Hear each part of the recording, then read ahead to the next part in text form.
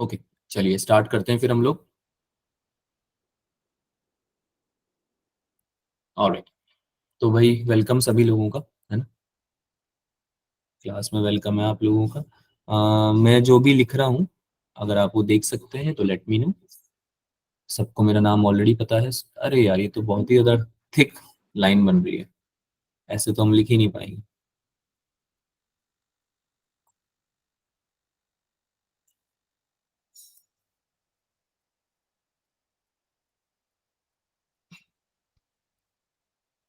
Okay, तो my name is सुविज्ञ। काफी बड़ा लिखाई में आ रहा है ना। यस है ना, हल्का नहीं दिख सर। रहा। चलो एक काम करते हैं, इसको चेंज करते हैं। Just give me a second. तुम लोगों को क्या फिर प्रॉब्लम होती है? लास्ट क्लास में भी आप लोगों ने बोला था कि सर वो पेन विजिबल नहीं है आपका, है ना। आई थी ना ये प्रॉब्लम। तो let's not, yes sir. Let's make sure कि ऐसा दोबारा नहीं हो।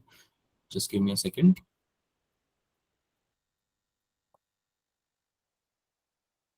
अच्छा, नोट्स जो हैं वो आपको मिल गए होंगे लास्ट क्लास के, या नहीं मिले हैं अभी तक? मिल यस सर, मिल पता गए। है सब लोगों को? जिसको भी नोट्स नहीं मिले हैं या जिसको भी नहीं पता है, कोई बच्चा नया आया है क्लास में, तो उसको मैं बता देता हूँ। आपके जो नोट्स है बच्चा, वो आपको मिलेंगे आपके व्हाट्सएप ग्रुप में। तो अगर आप ऐड नहीं हुए तो बात कीजिए।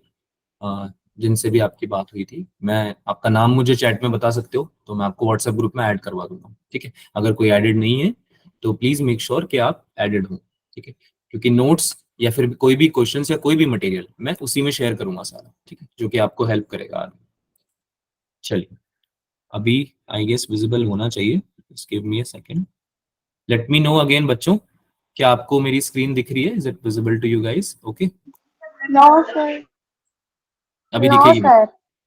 Wait wait wait, yes sir, दिख रही है। यस दिख रही है? सब ठीक है? Yes sir. चलो स्टार्ट करते हैं। ठीक है, तो जैसा कि आप लोग जानते हैं, मेरा नाम है सुविज्ञ, है ना। हम आपको कैपेसिटेंस पढ़ाने वाले हैं पूरा। आज हम पढ़ने वाले हैं पैरेलल प्लेट कैपेसिटर और कॉम्बिनेशन ऑफ कैपेसिटर्स। ठीक है, कैपेसिटेंस के बारे में हमने बात की थी बच्चों लास्ट क्लास में कि अच्छा खासा वेटेज होता है इसका। अगर आप देखो, आपने किसी ने 2024 रीसेंट पेपर देखा है? नीट का पेपर देखा है जो अभी आया यस था? सर। काफी कंट्रोवर्शियल पेपर था, सब लोगों को पता होगा, है ना। यस हाँ, लेकिन यस। हमारा हमारा जो काम है बच्चों, कंट्रोवर्सी में पढ़ना नहीं। हमारा काम क्या है? अपनी तैयारी करना। क्योंकि जब भी हमारा एग्जाम होगा, हम प्रिपेयर्ड होने चाहिए कंप्लीटली, है ना। चाहे फिर पेपर कैसा भी आए, राइट। तो हमारा काम वो है, तो हमें अपना काम करना है। कैपेसिटेंस के बारे में अगर मैं बात करूं, तो इस साल भी दो क्वेश्चंस आए थे, है ना। एक टॉपिक, तो दो टॉपिक तो हम आज ही पढ़ने वाले हैं, उससे आए थे। ठीक है, और 23 में भी एक क्वेश्चन आया था, 22 में नहीं आया था कोई क्वेश्चन, बट 21 में 4 क्वेश्चन आए थे। देन अगेन अगर हम टोटल करें पिछले 5 to 6 years का, तो ऑलमोस्ट 10 क्वेश्चन आपके कैपेसिटेंस आए थे, which makes it a very like good और very important topic to go by. Okay, क्योंकि अगर 4 मार्क का एक क्वेश्चन आ रहा है, तो 8 मार्क का आपका टोटल कैपेसिटेंस से ही आ जा रहा है, और ये आपका कवर हो जाएगा 3 से 4 क्लासेस में। Okay, so it's a good deal, right. तो अच्छे से पढ़ेंगे चैप्टर को। फर्स्ट लेक्चर आपको समझ में आया, सेकंड लेक्चर पे प्रोसीड करते हैं। कुछ क्लास के रूल्स हैं, कुछ बच्चे नए आए हैं तो मैं इसलिए रिपीट कर रहा हूँ, ऑलरेडी आपको पता होगा ये चीजें। आपको एक्टिवली पार्टिसिपेट करना है बच्चों, है ना। कैमरा एटिकेट्स, यानी आप कैमरा ऑन रखें तो बेटर होगा। अगर आप नहीं रख पा रहे हैं बिकॉज ऑफ डेटा प्रॉब्लम्स और एनीथिंग एल्स, तो भी चलेगा, but try to keep your camera on if you can. ठीक है, रिस्पॉन्सिव आप रहेंगे पूरी क्लास में, है ना। रिस्पेक्टफुल रहेंगे, ऐसे नहीं किसी से आप बदतमीज से बात कर रहे हैं या चैट में आप कुछ ऐसा लिख रहे हैं जो हमारी क्लास को डिस्टर्ब कर रहा है, क्योंकि उससे क्या होगा, नुकसान आपका भी होगा और फिर आपको निकाला भी जा सकता है, तो उसका कोई सेंस बनता नहीं है, राइट। टाइम मैनेज करके हम चलेंगे। ठीक है, चलिए स्टार्ट करते हैं। आज हम पढ़ने वाले हैं प्रिंसिपल ऑफ कैपेसिटेंस। हम स्टार्ट करने वाले हैं कैपेसिटेंस का प्रिंसिपल क्या है, किस प्रिंसिपल पे जो है हमारा कैपेसिटर वर्क करता है, खासकर पैरेलल प्लेट कैपेसिटर। लेकिन हम पैरेलल प्लेट कैपेसिटर को पूरा समझने वाले हैं आज, जो कि बहुत इंपॉर्टेंट टॉपिक है आपका, है ना। एंड देन हम सीरीज एंड पैरेलल कॉम्बिनेशन, जैसे हमने रजिस्टर्स में पढ़ा था ना, कॉम्बिनेशन याद होगा आप लोगों को, वैसे यस सर। सेम तरीके से क्या है, कैपेसिटर भी कॉम्बिनेशन, कैपेसिटर में भी कॉम्बिनेशन हम पढ़ते हैं। ठीक है, तो वो अभी हम आज पढ़ने हैं। चलो, तो पहले हम स्टार्ट करें क्लास का, उससे पहले कुछ क्वेश्चंस मैं आपसे पूछना चाहता हूँ, क्योंकि लास्ट क्लास में जो भी पढ़ा था मुझे भी चेक करना पड़ेगा ना, आपको आता है नहीं आता, आपने रिवाइज किया नहीं किया। चलो, चैट में आंसर कर दो जल्दी से, सब लोग चैट में आंसर कर दो, जल्दी जल्दी आंसर कर दो, क्या आंसर आएगा। The capacitance of a capacitor is independent of the charge and potential of the capacitor, dependent on the charge and independent of potential, या फिर independent of geometrical configuration of the capacitor, या फिर independent of the dielectric medium between the two conducting surfaces. ये हमने last में पढ़ा था. Last में जब जाते जाते हमने स्फेरिकल पढ़ा था कैपेसिटर, याद है सबको? तो एक फॉर्मूला डिराइव किया था हमने, फिर मैंने बताया भी था आपको कि किस पे डिपेंड करता है कैपेसिटर. ठीक है, चलो बाकी बच्चों ने भी आंसर करना है. सब लोग आंसर करो. देखो मेरे को बहुत बढ़िया लग रहा है कि सब लोग आंसर कर रहे हैं. ठीक है, कुछ बच्चे जो नहीं कर रहे हैं मैं चाहूंगा वो भी आंसर करें. देखो पार्टिसिपेट ही तो करना है, एबीसीडी लिखने में तो बिल्कुल मेहनत नहीं लगती है ना, इतनी तो कर ही सकते हैं. चलो वेरी गुड, सब लोगों का एकदम सही आंसर है. The answer is independent of the charge and potential of the capacitor. इसके बारे में हम बात भी करेंगे आने वाले टाइम में, भी लेक्चर जैसे प्रोसीड करेगा. बेटा ये क्यू एंड वी पे डिपेंड नहीं करता है, ये इंट्रिंसिक प्रॉपर्टीज है कैपेसिटेंस की. ठीक है, तो आप बोल सकते हो कि ये उसका पार्ट है. आप ऐसा बोल सकते हो कि सर कैपेसिटेंस तो होता ही क्यू बाई वी है, आपने ही बताया था, है ना. तो क्यू और वी जो है वो ऑब्वियसली इंट्रिंसिक पार्ट है उसका, यानी कि जो कैपेसिटेंस है वो चार्ज और वोल्टेज बताता है आपको, ऑब्वियसली बताता है. लेकिन डिपेंडेंसी या इंडिपेंडेंसी क्या होती है बच्चों, कि आप किसी एक क्वांटिटी को अगर चेंज कर दोगे तो क्या आपकी जो क्वांटिटी जिसके बारे में आप बात कर रहे हो वो चेंज होगी या नहीं होगी. जैसे कि यहाँ पे हम बात कर रहे हैं कैपेसिटेंस की, तो हमारा क्वेश्चन हमसे क्या पूछ रहे हैं कि अगर हम चार्ज को चेंज कर दें, बढ़ा दें या कम कर दें, या हम पोटेंशियल को चेंज कर दें, तो क्या कैपेसिटेंस से फर्क पड़ेगा? जवाब है नहीं. क्योंकि अगर आप क्यू को बढ़ा दोगे, सपोज करो आपने क्यू को 2Q कर दिया, तो आपको नहीं लगता क्यू सिंस डायरेक्टली प्रोपोर्शनल है वी के, क्यू डायरेक्टली प्रोपोर्शनल है वी के, इसमें तो कोई डाउट नहीं है किसी को. चार्ज बढ़ेगा तो पोटेंशियल बढ़ेगा, है ना. तो आपका पोटेंशियल भी बढ़ेगा. डायरेक्टली प्रोपोर्शनल का मतलब तो यही होता है ना. तो ये क्या कर देंगे, दोनों एक दूसरे को कॉम्पनसेट कर देंगे बच्चों, कॉम्पनसेट कर देंगे. ठीक है, तो कैपेसिटेंस तो आपका चेंज होगा ही नहीं, तो इसलिए कैपेसिटेंस जो है वो फिक्स है. कैपेसिटेंस बदलेगा कब? जब आप डायमेंशन बदलोगे कैपेसिटर की. क्या बदलोगे बच्चों? डायमेंशन. अभी आगे एक और बार प्रूफ करूंगा. डायमेंशन. ठीक है, डायमेंशन बदलोगे, या फिर एक और चीज बताई थी मैंने, याद आ रहा है किसी को? मीडियम. मीडियम, है ना, characteristic of medium. Characteristic of medium भी अगर मैंने बदल दिया, ठीक है, तो भी आपका क्या हो जाएगा, कैपेसिटेंस चेंज हो जाएगा, है ना. एप्सिलॉन नॉट याद आ रहा है कुछ? Yes sir. डाइलेक्ट्रिक कांस्टेंट भी है हमारे. ठीक है, चलो आगे चलें. नेक्स्ट क्वेश्चन करोगे? अब ये अच्छा क्वेश्चन, अच्छा तो क्या है, क्वेश्चन तो इजी है, पर आई होप कि आपको आता होगा ये, कि आपने अगर रिवाइज करे नोट्स तो आप कर सकते हैं. चलो, अर्थ की वॉल्यूम दी हुई है वी.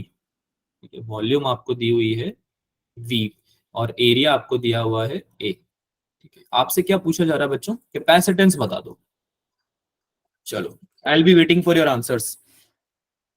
चैट में अगर नहीं लिख पाओगे तो अनम्यूट करके बता सकते हो, हैंड रेज कर देना जैसे ही आंसर आ जाए. सर आंसर आ गया, हैंड रेज कर दो. देखते हैं कि मेरे बच्चे कितने ज्यादा पढ़ के आते हैं क्लास से, है ना, और कितना उनको आता है. सबको पार्टिसिपेट करना है बच्चा. कल की क्लास में अगर कोई नहीं आया था तो मुझे चैट में लिख के बता दो कि sir I was absent in the yesterday's class, तो मैं कैसे करूं. तो उसका भी जुगाड़ है, उसका भी हेल्प है हमारे पास, है ना. तो प्लीज अगर कोई क्लास में नहीं आया है यस्टरडे की तो आप मुझे बता. ठीक है, चलो. 711 MF, अरे बाप रे. नहीं अपूर्वा, बच्चा इतना इतना थोड़ी होगा, और इतने एक्यूरेटली कैसे निकाल दिया? वी और ए दिया है मैंने तो बस. हाँ तमनप्रीत, कुछ पूछना चाह रहे हो बच्चा? Sir answer 4 pi epsilon not. Answer volume is equal to area into length, तो उसमें से सर लेंथ निकाल लेंगे, volume by area. So 4 pi epsilon not volume by area. Volume equals to area into length. Yes sir. Okay, क्या कोई मुझे बताना चाहेगा तमनप्रीत ने क्या गलती करी है यहाँ पे? स्नेहा कार, ओके स्नेहा आप कल की क्लास में एब्सेंट थे. बच्चा सबसे पहले तो देखो मैं एक चीज बता देता हूँ आपको. देखो वैसे तो कल की क्लास में हमने इंट्रोडक्शन ही किया था कैपेसिटेंस का, तो आपका इतना बड़ा नुकसान नहीं हुआ है. दूसरी बात क्या है कि अगर आपकी कोई भी क्लास मिस हो जाती है, सब लोग ध्यान से सुनेंगे मेरी बात, ऐसा होता है ना कभी क्लास मिस हो जाती है, कई बार हमारी हमारी तो कोशिश होती है हम कर लें, पर कुछ काम आ जाता है या हम नहीं कर पाते बिकॉज ऑफ सम सर्कमस्टांसेस. तो आप क्या करें, आपको क्लास में नोट शेयर होंगे, है ना, क्लास के नोट शेयर होंगे व्हाट्सएप ग्रुप पे. आप एक बार बस उसको देख के आ जाओ, है ना. 10 to 15 मिनट्स लगेंगे हार्डली. क्लास से पहले एक बार उसको देख के आ जाओ. उससे क्या होगा, क्लास में जब आप आओगे तो आपको थोड़ा सा आइडिया होगा कि सर ने पिछली क्लास में क्या पढ़ाया था। फिर हम जब पढ़ेंगे क्लास में कंटिन्यू करेंगे हम तो आपको समझ में आ ही जाएगा सब कुछ, है ना, क्योंकि जो चीजें आपने एक बार देखी है उनको मैं पक्का कर दूं। ठीक है, तो स्नेहा बच्चा हमने, हाँ बोलो तो मनप्रीत। सर वो ऐसे करेंगे ना कि एरिया निकाल लेंगे, फिर वो रेडियस को एक साइड रखे तो एरिया गुड की इवनिंग बाकी पार्ट को 4 पाई एप्सिलॉन नॉट आर वाली वैल्यू में पुट कर देंगे। बच्चा, volume equals to area into length होगा क्या, पहले तो ये बताओ आप। No sir, R is equal to कितना एरिया वॉल्यूम बाय होगा, वॉल्यूम होगा क्या? वॉल्यूम कितना होगा ये बताओ आप। Sir volume of earth sphere होगा तो उसका वॉल्यूम हम अज्यूम कर सकते हैं ना 4/3 4 by 3 pi R very good, 4/3 pi. Very good, very और गुड, यस। सरफेस एरिया मतलब स्फीयर का जो रहता है वो 4 πr² रहता है। तो वॉल्यूम हमें मालूम पड़ा कि 4/3 πr³ रहता है और एरिया 4 πr²। तो हम उसको v/a लिख करके वैल्यूज पुट कर सकते हैं ना। वेरी गुड, कौन बोल रहा है ये सब, नाम बताइए सर बच्चा अपना। हर्षदा। Harshada, very good Harshada. चलो सॉल्व करते हैं बच्चों इसको। अच्छा, मैं बीच में कुछ बच्चों से बात करना रह गया था मेरा। दिया पांडे और स्नेहा, आप लोग बच्चा एब्सेंट थे। Good evening Dharmendra. बच्चा जो लोग एब्सेंट थे ना उन लोगों को मैं फिर से बता देता हूँ, आप अपने क्लास में व्हाट्सएप में जो ग्रुप है हमारा उसमें आपके नोट्स हैं, उसको आप एक बार पढ़ के आया करें क्लास में। ठीक है, तो अभी मैं आपको थोड़ा बहुत पुराना प्रीव्यू देते हुए पढ़ा रहा हूँ, तो टेंशन नहीं लेना है किसी को भी। कैपेसिटर्स हम पढ़ रहे हैं, कैपेसिटेंस हम पढ़ रहे हैं। कैपेसिटेंस क्या करते हैं, एनर्जी को स्टोर करते हैं, चार्ज को स्टोर करते हैं। ठीक है, तो हम उसके बारे में बात कर रहे हैं। अब हमने पढ़ा हुआ था कैपेसिटेंस के कुछ फॉर्मूले पढ़े हुए थे, है ना। क्या पढ़ा था बच्चों, कैपेसिटेंस क्या होता है, charge store divided by potential potential gain, ठीक है, ऑफ दैट पर्टिकुलर कंडक्टर। तो C equals to Q by V हमने पढ़ा हुआ था। इससे हमने एक स्फेरिकल कंडक्टर के लिए एक और फॉर्मूला डिराइव किया था। तो ये सब बातें मैं उन बच्चों को बता रहा हूँ जिन्होंने जो कल एब्सेंट थे। ठीक है, तो फॉर्मूला मैं फिर से लिखूंगा तो आपका एक तरह से रिवीजन हो जाएगा। अब सब इधर देखो, वॉल्यूम हमें पता है स्फेयर का इतना होता है, एरिया में पता है इतना होता है। ठीक है, तो हम क्या करेंगे, सिंपली वॉल्यूम को एरिया से डिवाइड कर देंगे। क्या आ जाएगा बच्चों, 4 से 4 कट हो जाएगा, पाई से पाई कट हो जाएगा, और r³ से आर स्क्वायर से आर स्क्वायर कट हो जाएगा। ऊपर बचेगा आपका कितना, r, r/3। नीचे बचेगा 3। अब इसको आपको रेडियस को लिखना है इस फॉर्म में, है ना। क्या हो जाएगा ये 3v/a। अच्छा, ऐसा मैंने क्यों किया, ऐसा मैंने क्यों किया, सर क्योंकि वो कैपेसिटेंस का फॉर्मूला होता है ना 4/3 pi 4 by epsilon not R. Exactly exactly, क्योंकि हमें कैपेसिटेंस का फॉर्मूला पता है 4 पाई एप्सिलॉन नॉट आर, है ना। क्योंकि हमें पता है कैपेसिटेंस जो है वो डिपेंड ही केवल मीडियम और डायमेंशन पे करता है। तो डायमेंशन में क्या आता है, रेडियस आता है ना बच्चों। तो अगर हमें रेडियस की वैल्यू पता चल जाए तो हम कैपेसिटेंस निकाल सकते हैं। अब हमें क्वेश्चन में वॉल्यूम तो दिया हुआ था v, एरिया दिया हुआ था a, तो हम वॉल्यूम और एरिया की हेल्प से हमने क्या निकाल लिया, हमने निकाल लिया रेडियस निकाल लिया, है ना। रेडियस जैसे मिल गया हमें, हमने कैपेसिटेंस निकाल लिया। कैसे निकालेंगे, 4 पाई एप्सिलॉन नॉट आर, यानी कि इसको सॉल्व करेंगे कितना बनेगा ये, 12 pi e not 12 pi e not by a। 3v/a, है ना। तो कितना आंसर आ गया बच्चों, 12 पाई नॉट v/a।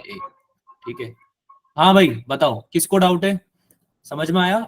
देखो ये कैपेसिटेंस का फॉर्मूला होता है बच्चों 4 पाई एप्सिलॉन नॉट आर। ठीक है, जो बच्चे नए आए हैं ना उनको घबराना नहीं है, उनको बस ये ध्यान रखना है कि कुछ चीजें जो हमने नहीं पढ़ी है हम रिवाइज कर सकते हैं, और कुछ चीजें जो नहीं पढ़ी है वो आज सर भी हमें थोड़ा थोड़ा बताते रहेंगे। जैसे कि मैंने क्या बताया, कैपेसिटेंस जो होता है वो क्या होता है, कैपेसिटर क्या करता है हमारा, कैपेसिटर हमारा चार्ज को स्टोर करता है ना, एनर्जी को स्टोर करता है। सही बात है ना। तो कैपेसिटेंस क्या हुआ, एबिलिटी टू स्टोर चार्ज, है ना, कि कोई कैपेसिटर कितना चार्ज स्टोर कर सकता है, वो कैपेसिटी क्या होती है, कैपेसिटेंस होता है ना। ये टर्म क्या है, एबिलिटी, कितना कर सकता है ना, क्षमता कितनी है उसकी। तो इसी चीज को हम क्या लिखते हैं, क्यू बाई वी लिखते हैं बच्चों। क्यू तो सबको पता है चार्ज होता है ना। वी क्या होता है, पोटेंशियल होता है। ये सब हमने लास्ट क्लास में पढ़ा था। अच्छा, इसी फॉर्मूले से हमने स्फेयर के लिए डिराइव किया, स्फेरिकल कंडक्टर के लिए, स्फेरिकल कैपेसिटर के लिए, है ना। तो हमारा फॉर्मूला निकल के आया था कैपेसिटेंस का, ये 4 पाई एप्सिलॉन नॉट आर। अभी कैसे निकला था इसका डेरिवेशन आप नोट्स में देख सकते हैं, कोई दिक्कत नहीं है। अभी के लिए आप इसको मान लो, थोड़ी बहुत तो सर की भी बात मान सकते हैं, है ना। सर भी गलत तो नहीं बोलेंगे, है ना। विश्वास कर सकते हो ना, जो जो कल नहीं आए थे उनकी बात कर रहा हूँ। जो कल आए थे उनको तो विश्वास दिलाया है मैंने, है ना। तो जो आज आए उनको बोल रहा हूँ थोड़ा सा विश्वास कर लो, बाकी आगे चलते हैं, आगे चलें। चलो अच्छा, इस क्वेश्चन में किसी को डाउट है? जल्दी से थम्स अप दे दो मुझे अगर समझ में आ गया तो। अगर समझ में आ गया है तो आप थम्स अप देखिए बता दें कि आपको समझ में आ गया। इजी क्वेश्चन था, है ना। कोई हैंड रेस कर रहा है? किसी को कुछ पूछना है क्या? चलो बहुत बढ़िया, इंटरेस्टिंग बनाते हैं क्लास को थोड़ा, है ना। चालू करते हैं, प्रिंसिपल ऑफ कैपेसिटेंस चालू करते हैं। तो देखो हमने पढ़ा बच्चों स्फेयर के बारे में, ठीक है। स्फेयर के बारे में हमने पढ़ लिया। अब स्फेयर के बारे में जब हमने पढ़ा तो हमें पता चला कि जो स्फेरिकल कंडक्टर्स हैं या कैपेसिटर्स हैं वो उतने इफेक्टिव नहीं है। अब क्यों इफेक्टिव नहीं हो आगे बात करते हैं, ठीक है।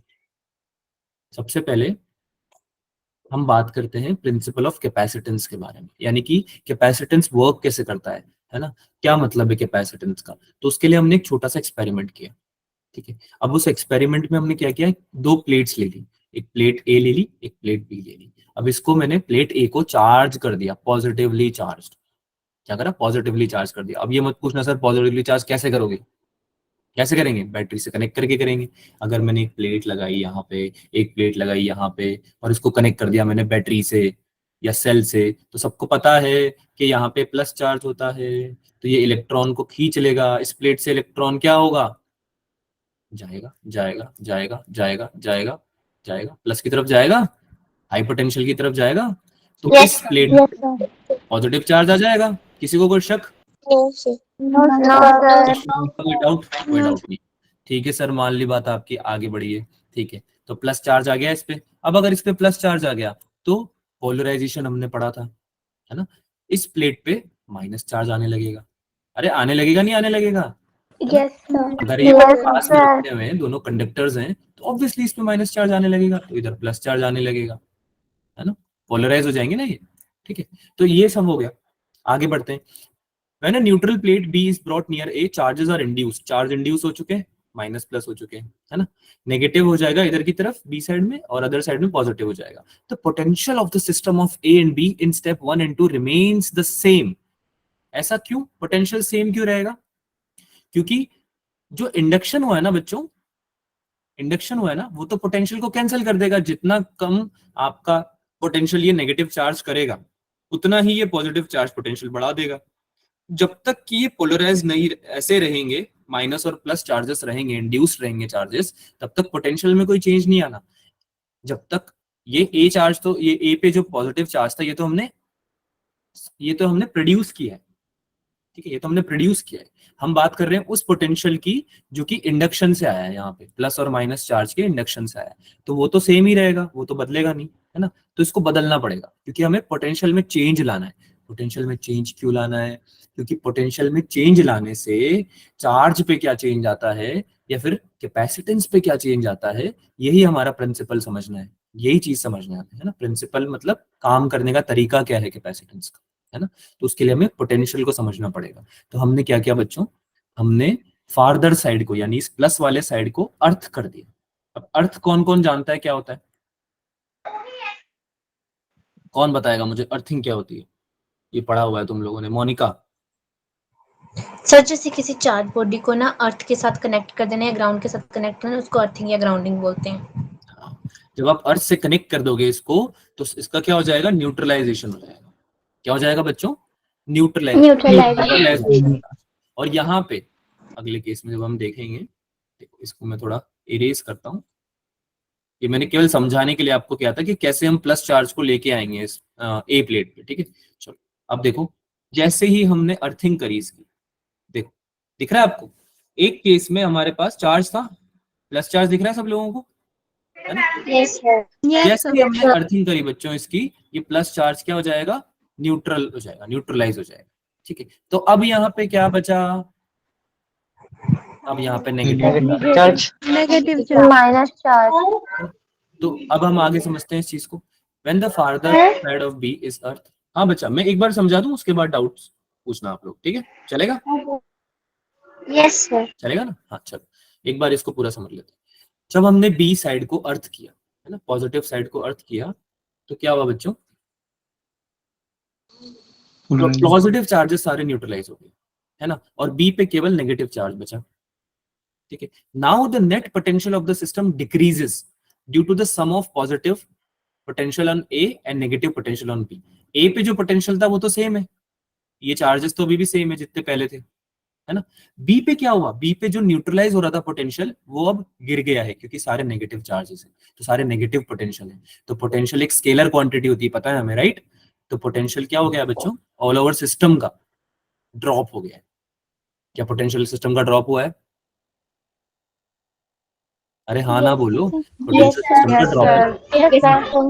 आगे चलते हैं। To Yes, increase the sir. Potential to the same value as was in step 2, an additional amount of charges can be given to plate A। अगर हम A पे चार्ज बढ़ाएंगे तो क्या पोटेंशियल सेम हो जाएगा? फिर से नहीं समझ में आया? जैसे यहाँ पे Q चार्ज था, है ना, और यहाँ पे लेट से X अमाउंट ऑफ चार्ज था, तो इस पूरे सिस्टम का Q और X की वजह से, Q की वजह से और X की वजह से लेट से पोटेंशियल V था, है ना।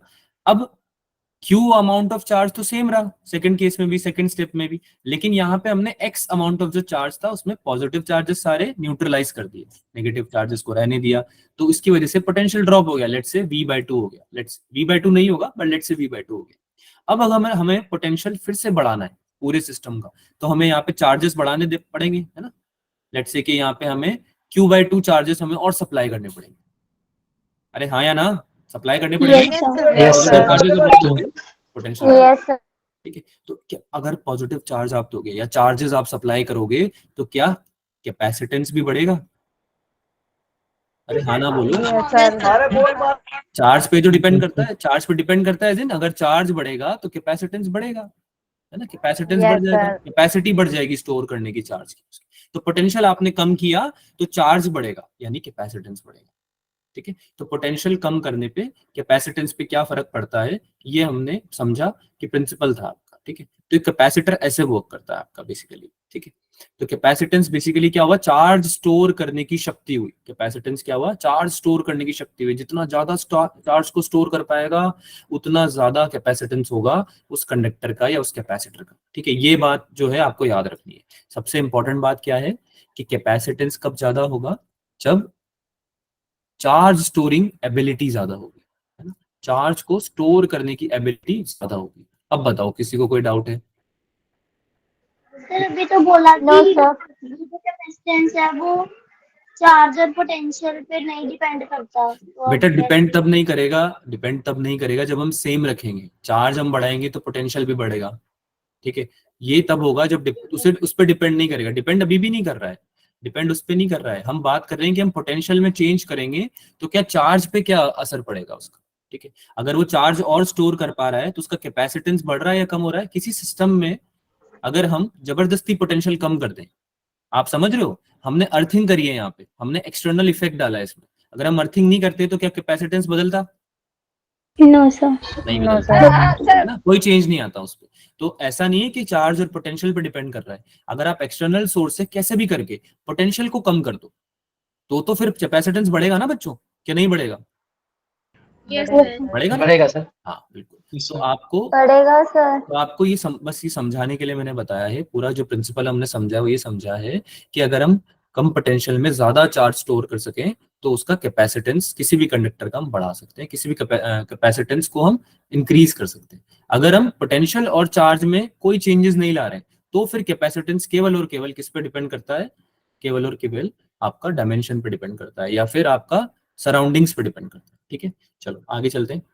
पैरेलल प्लेट कैपेसिटर जो हमारा सबसे इंपॉर्टेंट टॉपिक है आज का, उसको हम उठाते हैं। अच्छा, लास्ट टाइम हमने पढ़े थे स्फेरिकल कंडक्टर्स या स्फेरिकल कैपेसिटर्स, याद है सब लोगों को? Yes, Yes, sir. ठीक है। तो स्फेरिकल कैपेसिटर का कोई मुझे बताएगा कि स्फेरिकल कैपेसिटर में कैपेसिटेंस कितना निकला था, कितना कैलकुलेट किया था हमने? कौन बताएगा? R/3. जानवी, कितना निकला था Janvi? 4 pi epsilon r. 4 pi epsilon not R, ये निकला था, है ना? Yes, Sir. तो एक स्फेयर लिया हमने, है ना, स्फेयर लिया, इस पे कुछ चार्जेस थे, है ना। इन चार्जेस की वजह से ऑब्वियसली इसका कुछ कैपेसिटेंस था, है ना। तो ये कैपेसिटेंस जो था बच्चों, ये कैपेसिटेंस बहुत कम था। इसका अर्थ का कैपेसिटेंस याद है किसी को? कितना है अर्थ का? yes, sir. 711 microfarad. 711 microfarad. Microfarad और पिकोफैराड क्या है?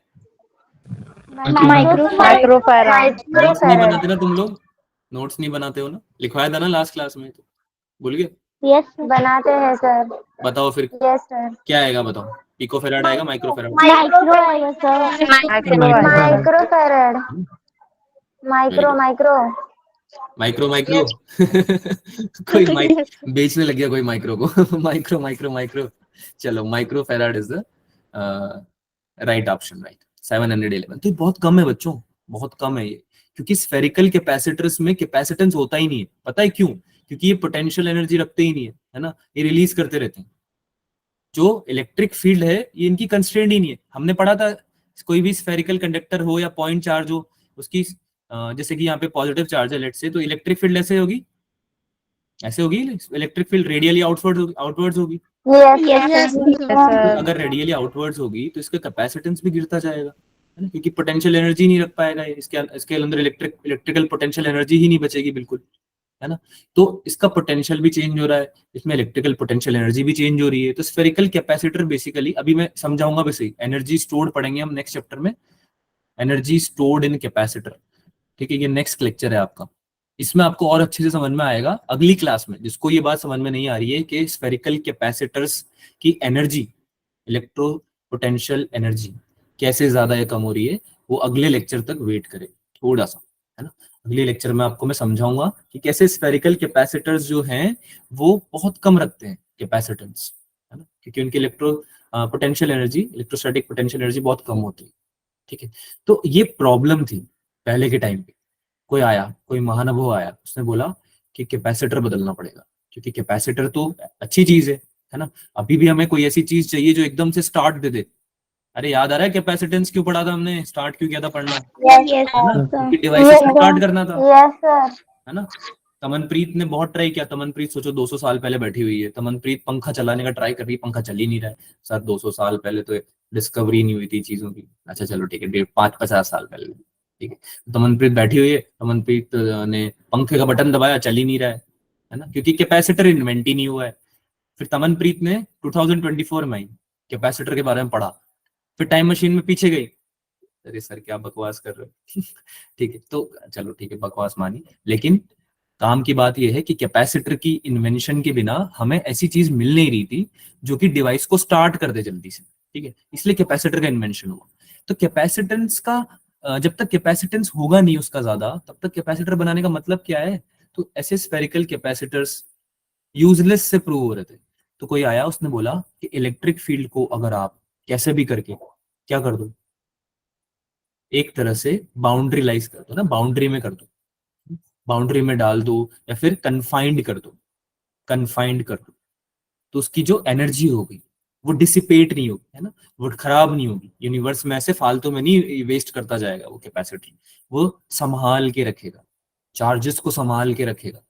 और जब उस एनर्जी को संभाल के रखेगा तो जब जरूरत पड़ेगी तो उस एनर्जी को एकदम से ट्रांसफर करके, या उस चार्जेस को एकदम से ट्रांसफर करके वो क्या करेगा, स्टार्ट कर सकता है। हमने पढ़ा था ना क्या करता है ये, इलेक्ट्रिकल एनर्जी तो सप्लाई करता है कैपेसिटर एकदम से बहुत सारी, है ना, सही बात है। ठीक है, तो हमें ऐसा सिस्टम चाहिए जो एनर्जी को बाउंड करके रख सके। तो ऐसे टाइम पे कोई महानुभव आया, उसने बोला कि भाई let's make parallel plate capacitor. दो इन्फिनिट लॉन्ग प्लेट ले लो, ये इन्फिनिट लॉन्ग है ना, इन्फिनिटी तक जा रही है। इन्फिनिटी एक रिलेटिव टर्म होती है बच्चों, तो इन्फिनिटी के ऊपर ज्यादा चर्चा नहीं करना चाहिए, मेरा यही मानना है। इन्फिनिटी भगवान की तरह होती है, जैसे भगवान के बारे में हम ज्यादा बात नहीं करते, जिसको मानना है वो मानता है, जिसको नहीं मानना वो नहीं मानता। ऐसे ही इन्फिनिटी के बारे में भी सेम चीज है, जिसको मानना है माने, नहीं मानना नहीं माने। इन्फिनिटी का रिलेटिव टर्म कहने का मतलब क्या है कि हमारी जो प्लेट है वो बहुत लंबी है, बहुत लेंथ में बहुत ज्यादा है। तो अब ये बताओ, इलेक्ट्रोस्टैटिक्स में किसने प्लेन इन्फिनिट लॉन्ग प्लेट के बारे में पढ़ा था? किसको पता है कि इलेक्ट्रिक फील्ड क्या होती है उसकी? फॉर्मूले तो याद करे होंगे या नहीं करे? जानवी बोलो। Sir sigma by epsilon not. Sigma by epsilon not, charge sure? थोड़ा सा इधर उधर नहीं लग रहा कुछ? No you are not sure, okay no problem. चलो तो हमने हाँ बोलो। सर शीट की हाँ बेटा, infinite long sheet. Sir sigma by 2 epsilon naught. Very good Tamanpreet. देखो इसलिए तमनप्रीत को पता चल गया कि कैपेसिटर की जरूरत पड़ती है पंखा चलाने के लिए, क्योंकि वो नोट्स रिवाइज करती थी अपने। तुम्हें भी करने पड़ेंगे, तभी तुम्हें पता चलेगा। ठीक है, तो इन्फिनिट लॉन्ग शीट थी हमारे पास, हमने ले ली। ठीक है, दोनों का ध्यान से सुनना, काम की बात चल रही है। इसका एरिया A1 है, इसका एरिया A2, दोनों शीट्स में हमने ले लिया। एक का एरिया रखा A1, एक का एरिया रखा A2। ठीक है, आगे चलते हैं भाई। आगे हमने इसको दे दिया प्लस क्यू चार्ज और इसको दे दिया माइनस क्यू चार्ज। अब फिर से मुझसे कोई नहीं पूछेगा कि सर ये कैसे चार्जेस आए, अभी बता चुका हूं मैं, है ना। एक्सटर्नल तो तरीके बहुत सारे होते हैं हमारे पास। ठीक है, तो प्लस क्यू चार्ज दे दिया इस वाले प्लेट को, A प्लेट को, और B प्लेट को हमने दे दिया माइनस क्यू चार्ज। ठीक है, ये हमारा सेटअप कंप्लीट हो गया। इसके बीच में हमने डिस्टेंस रखी है D। जो दोनों हमने इन्फिनिटली लॉन्ग शीट ली ना बच्चों, इसके बीच में हमने डिस्टेंस रखी है D। ठीक है, यहाँ तक किसी को कोई डाउट? इसमें क्या डाउट होगा? इसमें डाउट होना भी नहीं चाहिए। No sir. अच्छा मुझे बताओ कि जब ऐसा होता था कि एक तरफ पॉजिटिव चार्जेस होते थे, ठीक है, इन्फिनिट लॉन्ग शीट में, और एक तरफ नेगेटिव चार्जेस होते थे, तो क्या इसकी वजह से इलेक्ट्रिक फील्ड जनरेट होती थी? Yes sir. Yes sir. है ना, मानते हो बात? इलेक्ट्रिक फील्ड जनरेट होगी। अच्छा, क्या ये इलेक्ट्रिक फील्ड एक स्ट्रेट लाइन में yes sir. Yes sir. Yes sir. Yes sir. अच्छा, अगर ये इन्फिनिट नहीं होता ना बच्चों, तो ये स्ट्रेट लाइन में नहीं होती। ये बात आप याद रखना। ठीक है, अगर ये इन्फिनिट नहीं होता, इसकी लेंथ अगर इन्फिनिट नहीं होती, तो ये स्ट्रेट लाइन में नहीं होती। फिर हमने पढ़ा था ना कैसे होती है, थोड़ी कर्वीलिनियर होती है ना, वैसे होती है। तो सिंस ये हमने पहले से ही डिफाइन कर लिया है कि शीट जो है इनफाइनाइट लेंथ की है, तो इस वजह से इसकी जो इलेक्ट्रिक फील्ड लाइंस होंगी वो स्ट्रेट। ठीक है, यहां तक सब क्लियर है, अभी तक कोई दिक्कत नहीं है। एक और कंडीशन हमने रखी, दो कंडीशन और रखी हमने, कि जो एरिया होगा ना दोनों प्लेट का, वो हमें बराबर रखना है। ठीक है, ताकि चार्ज डिस्ट्रीब्यूशन में अंतर नहीं है। ठीक है, एरिया हमें बराबर रखना है, A1 इक्वल्स टू A2 रखना है। दूसरा कंडीशन क्या रखा, जिसने भी इन्वेंट किया ऑब्वियसली, जिसने बताया पैरेलल प्लेट कैपेसिटर के बारे में, उसने बताया कि सर जो आप ये डिस्टेंस रखोगे ना दोनों प्लेट के बीच की, इनको आप बहुत छोटा रखना, बिल्कुल बहुत छोटा। किससे? एरिया के कंपैरिजन में। यानी कि जो एरिया आपने लिया है ना शीट का, उसके कंपैरिजन में बिल्कुल छोटा। यानी कि अगर आपकी प्लेट ऐसे रखी हुई है तो वो इतनी पास होनी चाहिए कि अगर इसके बीच में अगर आप बैठ के देख सको तो आपको इन्फिनिट दिखे, ये है ना, बहुत बड़ी दिखे। सोचने वाली बात है ना। अगर इसके बीच में मान लो कोई छोटा सा बैक्टीरिया फंस गया या चींटी फंस गई, तो उसको तो प्लेट इन्फिनिटी लगेगी ना, उसको थोड़ी ऐसा पता थोड़ी चलेगा कि मेरा हाथ की लेंथ लिमिटेड है, बहुत लंबी है, इन्फिनिटी है ना।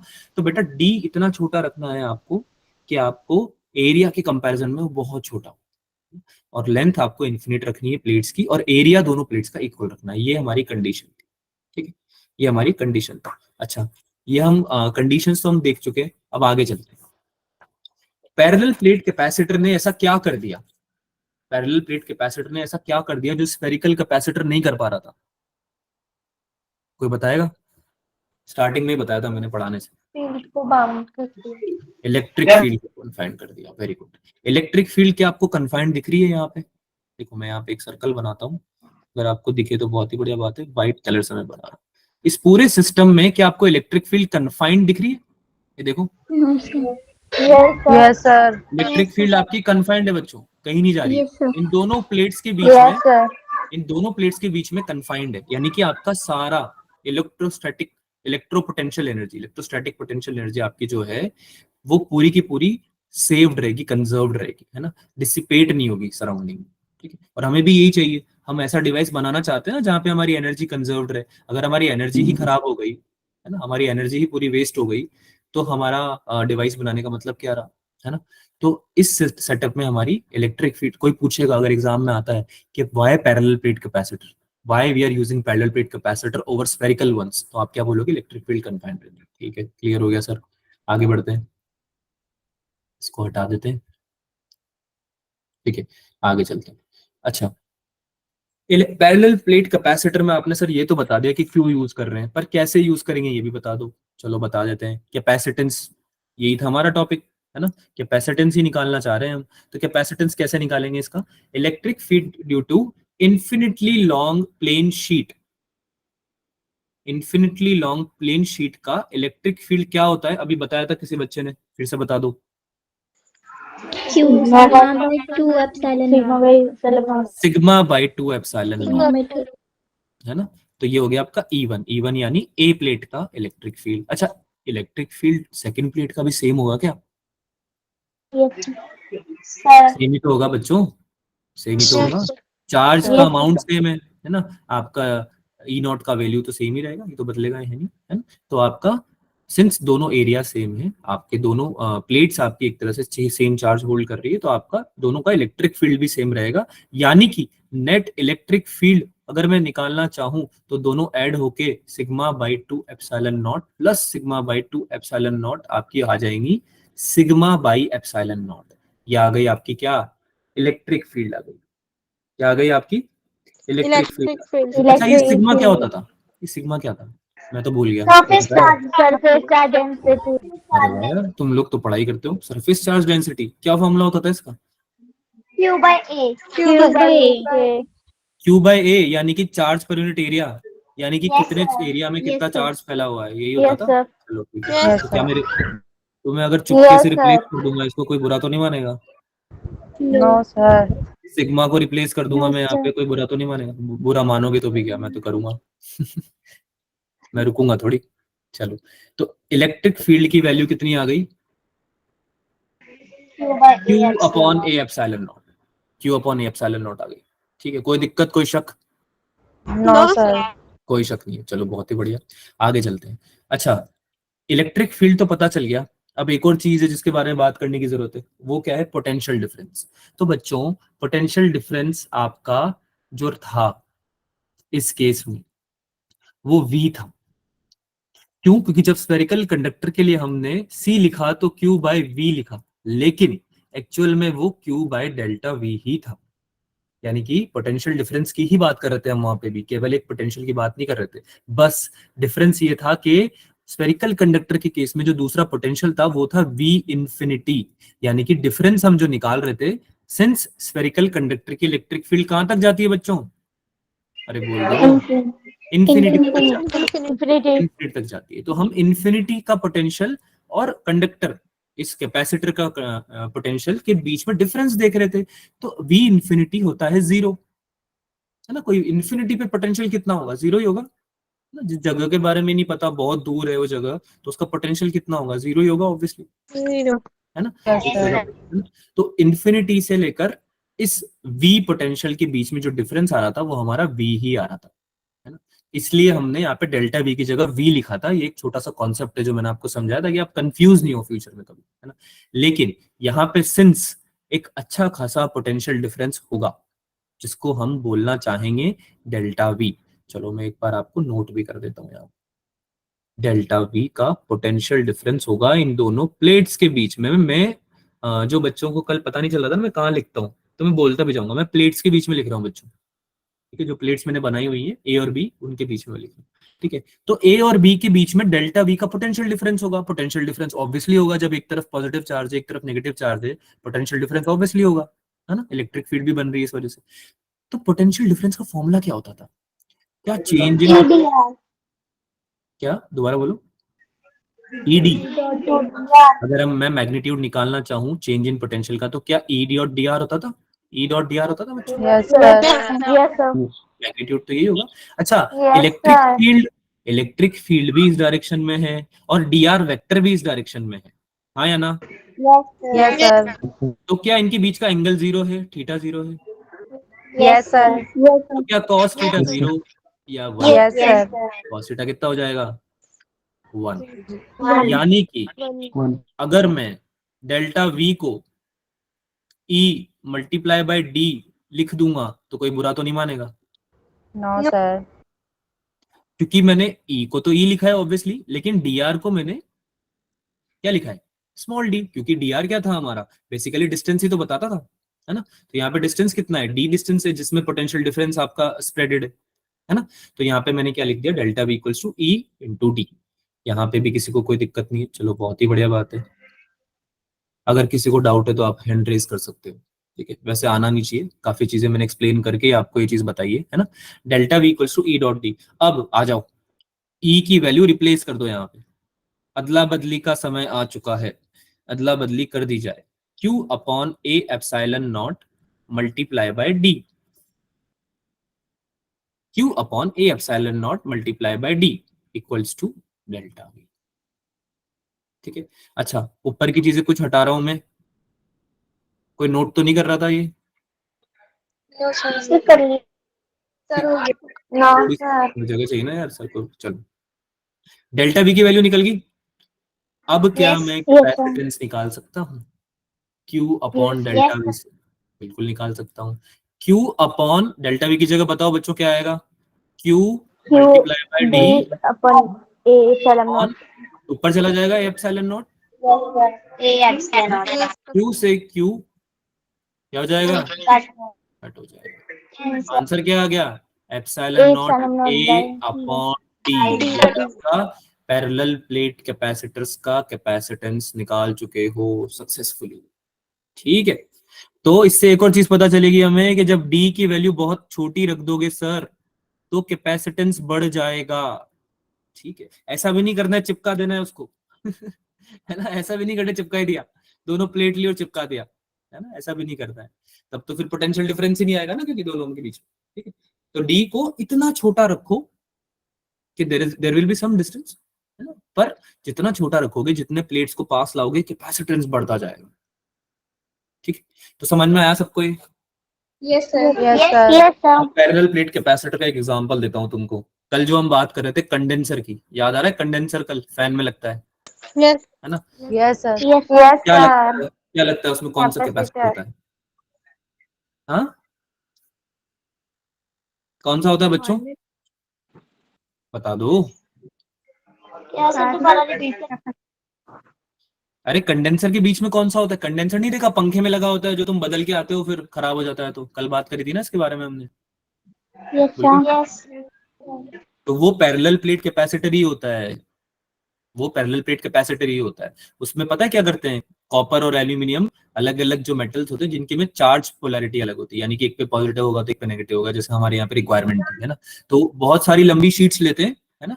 बिल्कुल, आपने मलिएबिलिटी और डक्टिलिटी पढ़ी होगी, केमिस्ट्री में पढ़ी Yes, होगी ना, sir. मलिएबिलिटी Yes, sir. डक्टिलिटी। तो मलिएबल क्या होता है? मेटल जो कि थिन शीट में, Metal into sheet. क्या थिन Metal. शीट्स में Yes. Drawn into thin sheets, है ना। तो ऐसे ही हम बहुत सारी इन्फिनिटली लॉन्ग थिन शीट्स में कन्वर्ट करके उसको रैप कर देते हैं, और दोनों के बीच में थोड़ा सा डिस्टेंस रख देते हैं, डी डिस्टेंस रख देते हैं दोनों प्लेट्स के बीच में, और उसको रैप कर देते हैं सिलिंड्रिकल फॉर्म में, है ना। उसके बाद से इंसुलेटर वगैरह लगा के और उसको हम कैपेसिटर बना देते हैं। तो वो एक पैरेलल प्लेट कैपेसिटर का एग्जांपल है। आपको कभी अगर कंडेंसर खराब मिले घर में तो उसको आप खोल के भी देख सकते हो, आपको जो हमने पढ़ा है ना आपको वो दिखेगा। ऑब्वियसली फॉर्मूला नहीं दिखेंगे उसमें, है ना, पर थोड़ा बहुत आपको आइडिया लगेगा कि कैसे दो पैरेलल प्लेट्स को हम क्या करते हैं, एक दूसरे के पास में रखते हैं ताकि वो कैपेसिटर बन जाए। ठीक है, अच्छा ऐसा नहीं करना कि एक्सपेरिमेंट के लिए पंखे से निकाल लिया कंडेंसर, है ना, खराब कंडेंसर यूज करना, बाद में बोलोगे सर ने बोल दिया था, घर वाले तुम्हें डांट डांट मार रहे हैं और मेरे को कंप्लेन कर रहे हैं कि सर आप तो हमारे पंखे खराब करवा देते हो। ये नहीं होना चाहिए। चलो, capacitance of parallel plate capacitor हम पढ़ चुके हैं। इसी चीज को आपको नोट करना है, क्या क्या नोट करना है हमें बता देता हूँ। ठीक है, capacitance of parallel plate capacitor में आपको नोट करना है एक तो ये डायग्राम। ठीक है, 2 मिनट दूंगा मैं आराम से, कोई दिक्कत नहीं। उसके बाद ये फॉर्मूला, ठीक है, डेरिवेशन वगैरह सब आपको नोट से मिल जाएगा। जो नोट्स इंपॉर्टेंट है वो बनाओ। ठीक है, अच्छा उसके साथ ये चीज, ये हमने अभी पढ़ी नहीं, ये हम अभी पढ़ेंगे। इसका इसमें कुछ नहीं है, इसमें बस ये है कि अगर आपके बीच में अगर कोई मीडियम इंट्रोड्यूस कर दिया जाए, कोई डाइलेक्ट्रिक मीडियम इंट्रोड्यूस कर दिया जाए, स्पेस है ना बीच में, यहाँ पे स्पेस है, स्पेस में अगर हमने क्या किया, कोई डाइलेक्ट्रिक मीडियम इंसर्ट कर दिया जिसकी परमिटिविटी ई आर है ना, तो हमारा formula A epsilon not upon D के साथ में ए एप्सिलॉन नॉट आर भी मल्टीप्लाई हो जाएगा, है ना, हमने भी पहले की क्लास में पढ़ा था। ठीक है, तो ये भी फॉर्मूला आप लिख लेना।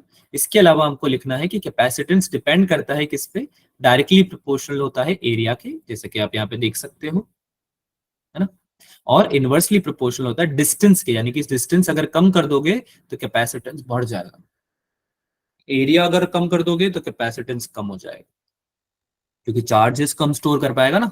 ठीक है, अच्छा जल्दी से बता दो, समझ में आ रहा है नहीं आ रहा, या बस सर बस आप बोले जा रहे हो, है ना। Yes sir. Yes, sir. हाँ, है ना, समझ में आना चाहिए यार, समझ में आएगा तभी तो काम चलेगा। चलो इसको नोट कर लो जल्दी से, और थम्स अप दे दो मुझे जिसका नोट हो गया।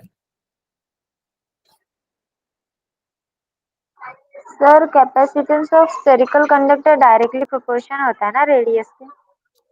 बिल्कुल बच्चा, कैपेसिटेंस बढ़ेगा अगर आप रेडियस बढ़ा दोगे तो।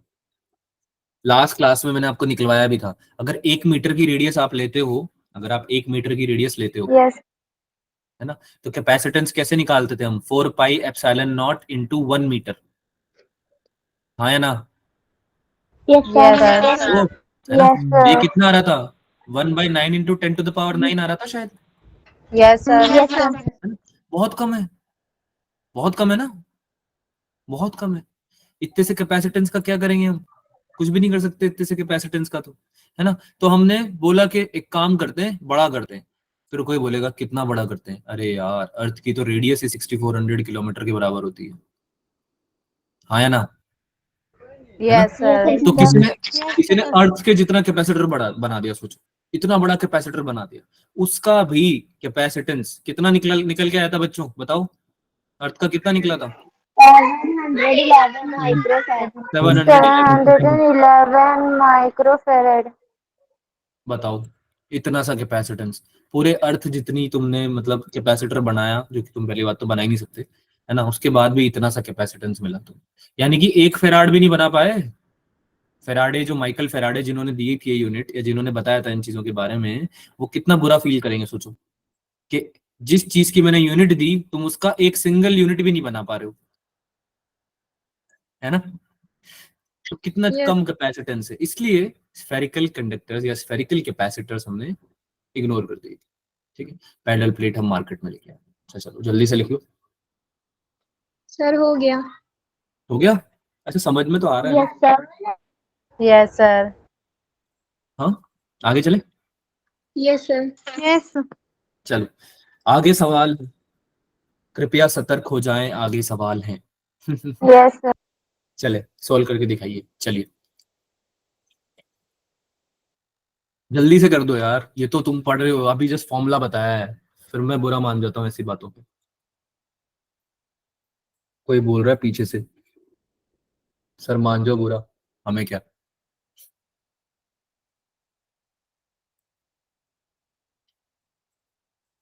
क्वेश्चन बोल रहा है बच्चों, what is the capacitance of a parallel plate capacitor having 40 centimetre multiply by 40 centimetre square plates, है ना, उसका एरिया दिया हुआ है, स्क्वायर प्लेट्स है ना आपकी, तो 40/40 की आपकी क्या है, स्क्वायर प्लेट्स को सेपरेट किया है 10 सेंटीमीटर की डिस्टेंस से। आपको दिया हुआ है एप्सिलॉन नॉट का वैल्यू, परमिटिविटी की वैल्यू आपको दी हुई है, एयर की होती है ये बाय द वे, एयर की परमिटिविटी इतनी होती है, ठीक है, यानी कि दोनों कैपेसिटर्स के बीच में, प्लेट्स के बीच में, प्लेट के बीच में आपका क्या है, एयर है, ठीक है? जल्दी से सर आंसर बता। सेंटीमीटर को मीटर में कन्वर्ट करना है। सर सेंटीमीटर को मीटर में कन्वर्ट करना पड़ेगा ना बच्चा, जब यहाँ पे F/m दे रखा है तो यस सर। करना पड़ेगा। चलो करो फिर।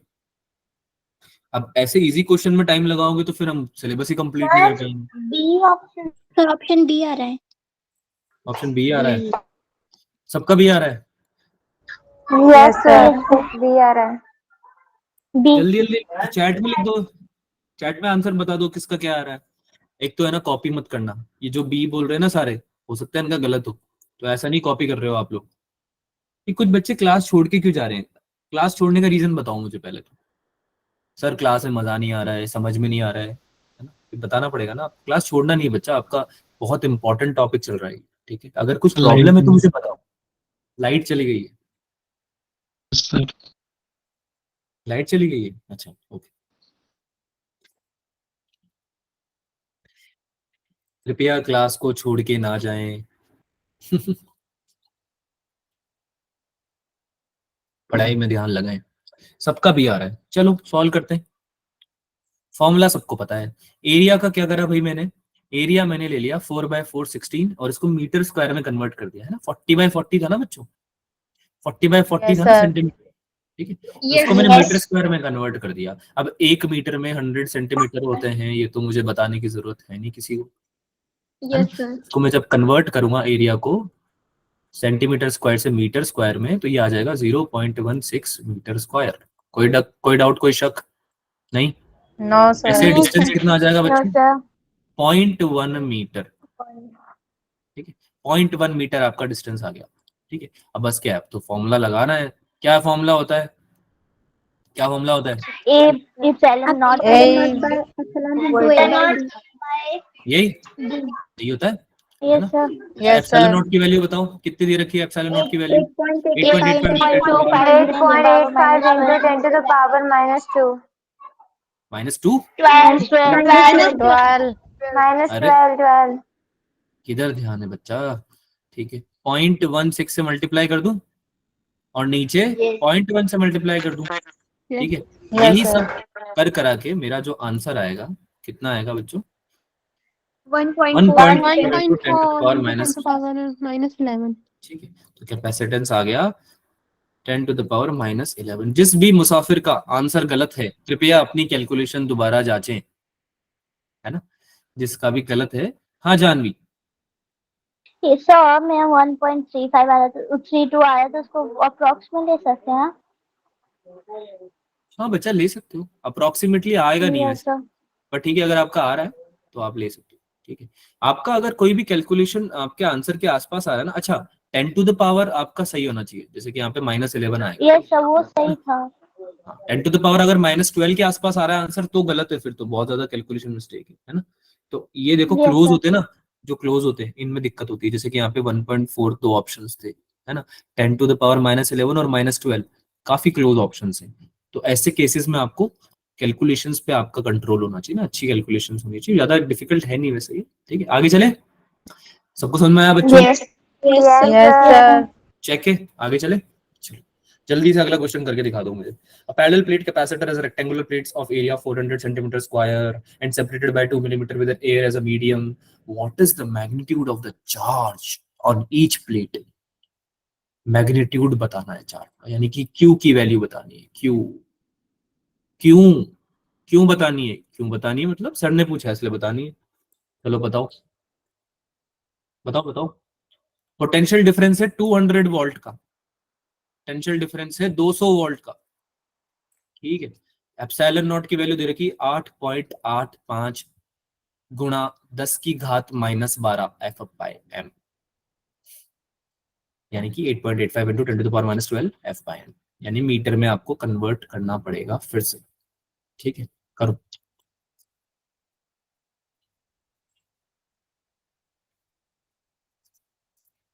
समय शुरू होता है अब।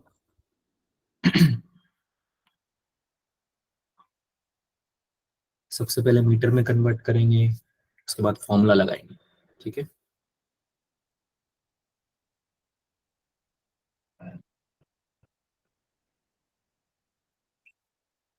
जिसका भी आंसर आएगा पहला वो हाथ अपना ऊपर उठाएगा।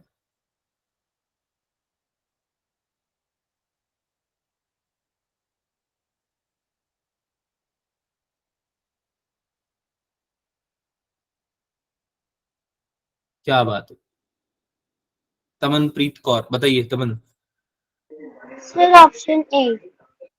नहीं आप सब लोग दिल्ली से हैं क्या? तमन कहाँ से हो आप? पंजाब अमृतसर. अमृतसर से, ओके वेरी गुड। तो काफी जगह से बच्चे हैं हमारे पास, मतलब क्लास में, बहुत ही बढ़िया बात है। तमन बोल रहे हैं कि आंसर ए आएगा, चलो देखते हैं, लेट्स सी। बाकी बच्चे सर बताओ। ऑप्शन बी आ रहा है. कोई बात नहीं, आप चैट में लिख बी आ सकते रहा हो, है बी. पूरी फ्रीडम है आपको, डेमोक्रेसी है, चैट में लिखो बिंदास, जिसका भी जो भी आ रहा है ना। हाथ ऊपर, केवल हाथ ऊपर करने का मैं क्यों बोलता हूँ बताता हूँ। हाथ ऊपर करने से मुझे पता चलता है कि पहले कौन सॉल्व कर रहा है, तो एक छोटा सा क्या कॉम्पिटिटिवनेस रहती है। तो आप भी ट्राई करोगे अगली बार कि थोड़ा जल्दी सॉल्व हो, है ना? अच्छी बात है ये, इट्स गुड। थोड़ा कॉम्पिटिटिव रहनी चाहिए, है ना क्लास में। देखो डिमोटिवेट नहीं होना है, कॉम्पिटिटिवनेस ये आपको मोटिवेट करती है ना, आपको ऊपर ले जाती है, इंप्रूव करती है, ठीक है। तो मेरे को बस ये चाहिए कि जल्दी जल्दी सॉल्व करो, अच्छा सही सही आंसर निकालो। देखो कुछ बच्चे ए बोल रहे हैं, कुछ बच्चे बी बोल रहे हैं, देखते हैं क्या आंसर है। तमन देखो, काफी लोग बी बोल रहे हैं, कोई गलती तो नहीं हो गई है आपसे? चेक करो calculation.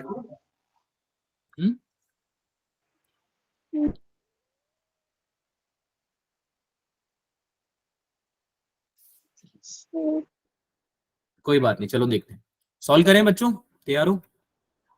Yes yes sir. I think enough time Yes, sir. Solve कर सकते हैं, है ना। चलो तो भाई एरिया दे रखा है 400 सेंटीमीटर स्क्वायर, यानी कि एरिया मीटर में कन्वर्ट करके कितना हो जाएगा? 0.04 0.04 मीटर स्क्वायर, है ना।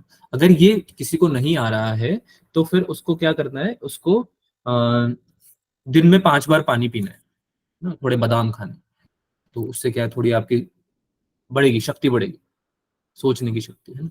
क्योंकि आपको इसमें क्या करना था, इसमें 1 मीटर इक्वल्स टू 100 सेंटीमीटर करना था और उसके बाद कन्वर्जन करना था। अरे मजाक कर रहा हूं मैं। ठीक है, आना चाहिए वैसे तो, पर आज नहीं आ रहा है तो बता देता हूँ। 1 मीटर में 100 सेंटीमीटर होते हैं, ऐसे ही आप कन्वर्ट कर लोगे सेंटीमीटर को मीटर में, तो 400 सेंटीमीटर स्क्वायर से 0.04 हो जाएगा। हाँ बताओ, कुछ पूछ रहा था कोई, कुछ पूछ रहा था बच्चा? पूछो, बिंदास पूछो, देखो सवालों का कोई दिक्कत नहीं, questions are most welcome. No sir, हो गया। हो गया, चलो। सेपरेशन डिस्टेंस कितना दे रखा था बच्चों? 2 मिलीमीटर, तो इसको मीटर में कन्वर्ट करोगे तो कितना हो जाएगा? 0.002 metre. 2 into 10 raised to power minus 3. हाँ एक ही बात है, 2 into 10 to the power minus 3 या फिर 0.002 मीटर। ठीक है, ये दो चीजें आपकी आ गई, अब तो पूरा किस्सा ही खत्म हो गया, क्योंकि कैपेसिटेंस हमको पता है, epsilon not A by D होता है। एप्सिलॉन नॉट की वैल्यू सर आपने बताई दी थी, सेम ही बोली थी, 8.85 into 10 to the power minus 12, है ना। और एरिया आपने बता दिया था 0.04, 0.04, है ना।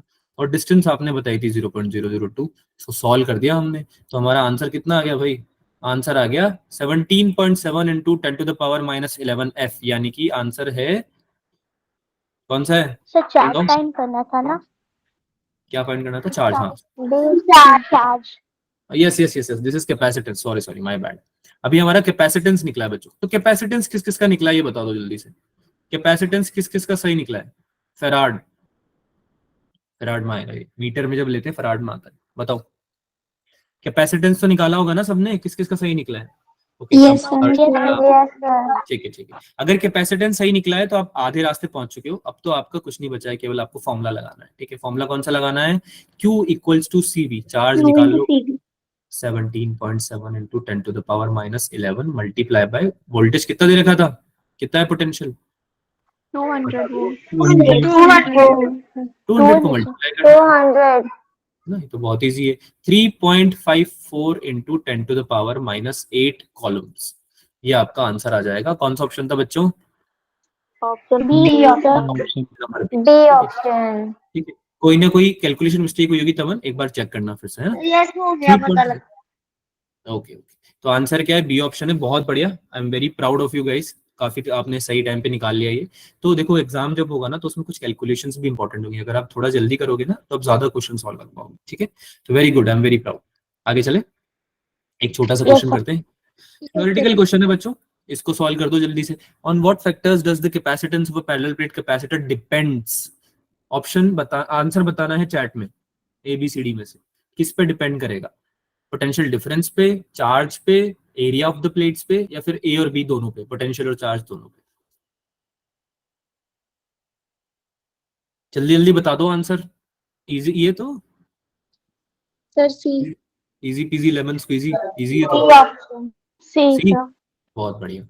अभी अभी पढ़ के निपटे हैं कि epsilon not A by D होता है कैपेसिटेंस पैरेलल प्लेट कैपेसिटर का, जिसमें कि एरिया पे डिपेंडेंस होती है, डिस्टेंस पे डिपेंडेंस होती है ना, मीडियम पे डिपेंडेंस होती है, लेकिन चार्ज पे डिपेंडेंस नहीं होती है, पोटेंशियल डिफरेंस पे डिपेंडेंस नहीं होती है ना, इन दोनों पे डिपेंडेंस नहीं होती। कैपेसिटर का कैपेसिटेंस आप बड़ा, अगर डायमेंशन चेंज कर दोगे तो कैपेसिटेंस चेंज हो जाएगा।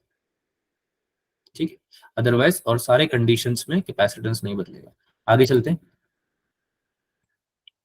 In which of the following forms the potential energy in the capacitor is stored? ये तो और भी इजी क्वेश्चन है, बताओ कौन से फॉर्म में स्टोर होती है हमारी पोटेंशियल एनर्जी कैपेसिटर की?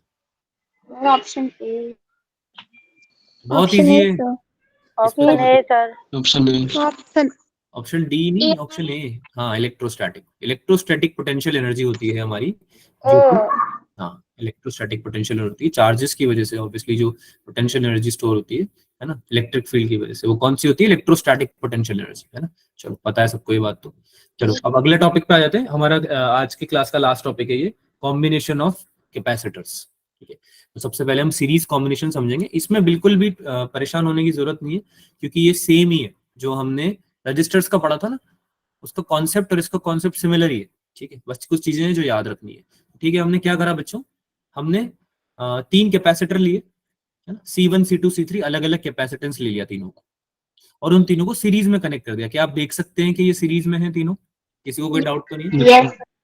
ठीक है। यस अच्छा, सिंस चार्ज हमेशा कंजर्व्ड रहता है, तो अगर इनिशियली जीरो था तो फाइनली भी जीरो होना चाहिए। तो अगर चार्ज जितना भी है इनिशियली उतना फाइनल रहना चाहिए, ये बात हम याद रखेंगे। ठीक है, तो चार्ज जो है हर कैपेसिटर पे सेम आ जाएगा। जब आप बैटरी से कनेक्ट करोगे इसको, तो इस बैटरी की वजह से लेट से यहाँ पे प्लस क्यू चार्ज आया,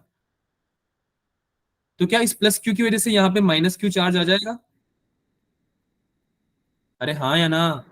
yes yes sir. Sir. Yes, sir. इसकी वजह से यहाँ पे फिर से प्लस क्यू चार्ज आ जाएगा, यस सर। है ना, और इस पे माइनस क्यू चार्ज आ जाएगा, फिर वापस इस पे प्लस क्यू चार्ज आ जाएगा, इस पे माइनस क्यू चार्ज आ जाएगा। चार्ज तो हमेशा कंजर्व्ड ही रहेगा ना। ऐसा तो नहीं हो Yes, सकता है sir. कि अगर सोचो एक तरफ चार्ज प्लस क्यू बढ़ यस गया सर। और एक तरफ माइनस क्यू ही रह गया, तो क्या सिस्टम का चार्ज इम्बैलेंस हो जाएगा? Yes, yes sir. ऐसा नहीं हो सर। सकता, क्योंकि चार्ज Yes, हमेशा sir. कंजर्व रहेगा, चार्ज हमेशा कंजर्व रहेगा। तो जितना चार्ज इधर आया है उतना इधर आएगा। तो सीरीज कॉम्बिनेशन में क्या होगा बच्चों? सीरीज कॉम्बिनेशन में आपका सिंस ये सीरीज कॉम्बिनेशन है, इसलिए आपका क्या होगा? चार्ज जो रहेगा सेम रहेगा। तो पहला पॉइंट हमने नोट किया, charge will be same on each capacitor, charges will be same on each capacitor. ठीक है, अब अगर चार्ज सेम है तो क्या पोटेंशियल में कुछ अलग आएगा या पोटेंशियल भी सेम रहेगा? Potential depends. सर पोटेंशियल तो अलग होना पड़ेगा, है ना? Yes, sir. यहाँ पे जो पोटेंशियल होगा इस कैपेसिटर का, वो पोटेंशियल सेम यहाँ पे थोड़ी आएगा, Yes, sir. है ना। सीरीज कॉम्बिनेशन में याद करो, रजिस्टर्स के केस में हम क्या बात करते थे? 3 रजिस्टर्स ऐड लगा दिए सीरीज में, R1 R2 R3, क्या इनका करंट सेम रहता था बच्चों? Yes, sir. Yes, sir. क्या इनका पोटेंशियल अलग होता था बच्चों? Yes, sir. Yes sir. बिल्कुल सेम केस है बच्चों। ठीक है, सेम केस है, सीरीज कॉम्बिनेशन है हमारा, पोटेंशियल हमारा तीनों में अलग अलग डिस्ट्रीब्यूट हो जाएगा, तो पोटेंशियल विल बी डिस्ट्रीब्यूटेड। अगला पॉइंट हमारा आ गया, पोटेंशियल विल बी डिस्ट्रीब्यूटेड। कुछ भी नोट करने की जरूरत नहीं, सारे नोट्स मिल जाएंगे, जो मैं बोलूंगा केवल वही नोट करना है। ठीक है, समझना है अभी केवल। तो पोटेंशियल डिस्ट्रीब्यूट हो गया, लेट से कि यहाँ पे V1 आ गया, लेट से यहाँ पे V2 आ गया, और यहाँ पे V3 आ गया। ठीक है, आ गया, चलो बहुत बढ़िया बात है। अच्छा, पोटेंशियल जो डिस्ट्रीब्यूट होंगे V1 is to V2 is to V3, क्या वो डायरेक्टली प्रोपोर्शनल होंगे कैपेसिटेंस के या इनवर्सली प्रोपोर्शनल होंगे? बताओ। Inversely proportional. अरे यार फॉर्मूला याद करो ना, Q इक्वल्स टू CV। भूल गए तुम लोग, लक्कड़ कहीं के। Inversely proportional. You all Ghajini people. Directly proportional. Directly directly proportional होगा। सर 2-3 बार फोर्स क्या कर दें, हमारे तो जवाब ही बदल जाते हैं। अरे you guys are not. Sir sir inversely proportional. देखो इनवर्सली प्रोपोर्शन होगा। बच्चों, सर, हम लोग inversely स्टूडेंट्स हैं, proportional समझोगे ना? हाँ, इनवर्सली प्रोपोर्शनल। अपने आंसर सेम रखने, पॉलिटिशियन थोड़ी हम कि सिचुएशन के हिसाब से हमारे आंसर ही बदल जाए, है ना? ऐसा नहीं होता है ना। स्टूडेंट्स के आंसर सेम रहते हैं, क्योंकि स्टूडेंट पढ़ाई करते हैं, है ना, पढ़े लिखे होते हैं। चलिए, तो क्या हो जाएगा? 1/C1 इस रेशियो लेंगे 1/C2 का और 1/C3 का। ठीक है, तो हाँ, तो हमने ये चीज बिल्कुल फैक्चुअली बोली है कि जो पोटेंशियल होता है वो इनवर्सली प्रोपोर्शनल होता है कैपेसिटर्स का। ठीक है, कैपेसिटेंस के इनवर्सली प्रोपोर्शनल होता है, तो जो पोटेंशियल का रेशियो होगा वो इनवर्सली हो जाएगा, इनवर्स रेशियो में आ जाएगा कैपेसिटेंस के। ठीक है, सही बात है, बहुत बढ़िया बात है। अच्छा, जो टोटल पोटेंशियल आएगा क्या वो इन तीनों पोटेंशियल डिफरेंसेस के बराबर आएगा? Yes, sir. तो चलो फॉर्मूला लगा दो इसी बात पे। V इक्वल्स टू क्या होता है? Q/C। Equal to Q by Yes, sir. यही होता है। Q by C. तो Q/C1 plus Q/C2 plus Q/C3, ये क्या हो जाएगा? V1 plus V2 plus V3. ये हो जाएगा नेट पोटेंशियल, यानी कि Q/इक्विवेलेंट कैपेसिटेंस। ठीक है, इक्विवेलेंट कैपेसिटेंस हो जाएगा, है ना। इक्विवेलेंट कैपेसिटेंस यानी कि अगर मैं इसका एक कॉमन सर्किट बना दूं, देखो मैं यहाँ पे इसका एक इक्विवेलेंट सर्किट बना दूं, तीनों को मैंने सीरीज में इक्विवेलेंट बना दिया, तो क्या एक ही कैपेसिटर बच जाएगा मेरा? रजिस्टर्स में भी तो यही करते थे। अरे किसी को ऐसा तो नहीं लग रहा सर धोखेबाजी कर रहे हैं हमारे साथ? ऐसा तो नहीं लग रहा ना किसी को? देखो एक कैपेसिटर बना दिया ना, तीन उठाए, तीन को कंबाइन किया, एक कैपेसिटर बना दिया, ठीक है। तो इसका कैपेसिटेंस इक्विवेलेंट कैपेसिटेंस ही तो होगा, सीई तो होगा, C1 C2 C3 का इक्विवेलेंट कैपेसिटेंस सीई होगा। तो इसका जो पोटेंशियल है, टोटल पोटेंशियल डिफरेंस है, वो Q अपॉन सीई हो जाएगा। चार्ज तो सेम है, चार्ज तो Q ही है ना। तो Q upon C1 plus Q upon, अब Q से Q तो कट गया, ये देखो Q से Q कट गया। तो इसका मतलब सीरीज के केस में 1/CE equals to 1/C1 plus 1/C2 plus 1/C3। क्या यहाँ तक किसी को कोई डाउट है या किसी को कोई नाराजगी है? No sir. बताओ, प्रूव हो चुका है ये फॉर्मूला? किसी को कोई दिक्कत है? समझ में आया सबको? Yes sir. Yes yes sir. अच्छा, ये वाला पैटर्न या ये वाला फॉर्मूला सुना सुना लग रहा है कहीं पे? कुछ सुना सुना लग रहा है? Yes sir. सुना सुना लग रहा है या फिर सुना सुना लग रहा है? सुना छोटे ऊ वाली मात्रा वाला सुना सुना देखो, पर्सनल प्रॉब्लम्स लेके कोई नहीं आएगा क्लास में, अभी केवल पढ़ाई की बात होगी। सुना सुना जो लग रहा है आपको, ये कहाँ से सुना हुआ लग रहा है? ये लग रहा है रजिस्टर्स से सुना हुआ है ना सर। रजिस्टर्स के केस में जब पैरेलल कॉम्बिनेशन होते थे, सेम तरह का फॉर्मूला निकल के आता था, है ना। तो बच्चों ये तो बहुत इजी हो गया याद करना, एग्जाम में फॉर्मूले कम हो जाएंगे हमारे, है ना। हमको बस ये याद रखना है कि सर रजिस्टर के केस में जो होता था, कैपेसिटर के केस में कॉम्बिनेशन में वो उल्टा हो जाएगा, ठीक है। चलो अच्छा, ये नोट करने की जरूरत नहीं, मैं हटा रहा हूँ सबको, मैंने आप लोगों के लिए नोट्स ऑलरेडी बनाए हुए हैं, देखो ठीक है। समझ में आ गया ना सबको? तो हमारा इक्विवेलेंट कैपेसिटेंस क्या हो जाएगा? जितने भी कैपेसिटर सीरीज में कनेक्टेड है उनका रेसिप्रोकल लेके आप उनको सिंपली ऐड करते जाओ और आपका क्या आ जाएगा? आपका आ जाएगा इक्विवेलेंट कैपेसिटेंस, है ना। The reciprocal of the effective capacitance is the sum of the reciprocals of the individual capacitance. एक और नोट हम लिखते हैं इसमें, the effective capacitance in series combination is less than the least of the individual capacitance. ऐसा क्यों बोला note में? ऐसा क्यों बोला मैंने? कोई एक्सप्लेन कर सकता है? लाइन नहीं समझ आया, क्या बोला आपने? The effective capacitance in series combination, effective capacitance यानी इक्विवेलेंट वाला, is less than the least of all the individual capacitance, यानी कि जो सबसे छोटा कैपेसिटेंस होगा ना उससे भी कम होगा। ऐसा क्यों बोला मैंने? क्योंकि ये इनवर्स में है सारे, रेसिप्रोकल में आप ले रहे हो, आप समझ रहे हो, आप इनवर्स में ले रहे हो। अगर आप इनवर्स में नहीं लेते तो आप बढ़ाते कैपेसिटेंस, है ना। अभी आप उल्टा जा रहे हो, ठीक है। चलो आगे चलते हैं। पैरेलल कॉम्बिनेशन को एक्सप्लेन करने की जरूरत नहीं पड़नी चाहिए, सेम तरीके से लिखा नहीं, लिख लो। वैसे ये नोट्स मिल जाएंगे आपको, ऐसी कोई दिक्कत नहीं है, आप उसमें से भी नोट कर सकते हो। अगर आप नोट करना चाहते हो लिख लो आप। एक तो ये फॉर्मूला लिख लेना और एक नोट लिख लेना, बस ये दोनों इंपॉर्टेंट। सर हो गया। लिख लो जल्दी लिख लो, है ना। जिसका हो गया थम्स अप दे दो मुझे, ताकि मुझे पता चल जाए कि आपने लिख लिया है।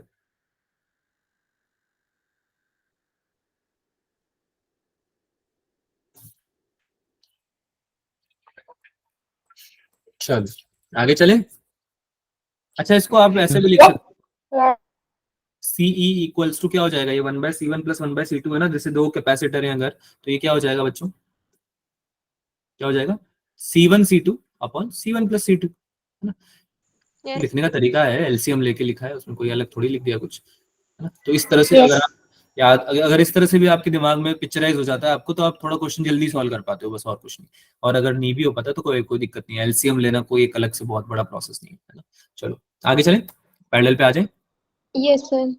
तो पैरेलल के केस में क्या हो रहा है बच्चों? पैरेलल के केस में सिंस हमें पता है कि एक ही नॉड से कनेक्टेड होते हैं सारे, ठीक है, एक ही नॉड से सब कनेक्टेड हैं, तो इस केस में पोटेंशियल इस बार अब सेम हो जाएगा। यहाँ पे अगर V पोटेंशियल है, यहाँ पे 0 पोटेंशियल है, तो यहाँ पे भी V होगा, यहाँ पे भी 0 होगा, यहाँ पे भी V होगा, यहाँ पे भी 0 होगा। एक पोटेंशियल डिफरेंस V का ही मेंटेन रहेगा तीनों कैपेसिटर्स में, जिसकी कैपेसिटेंस C1 C2 और C3 यानी अलग अलग capacitance.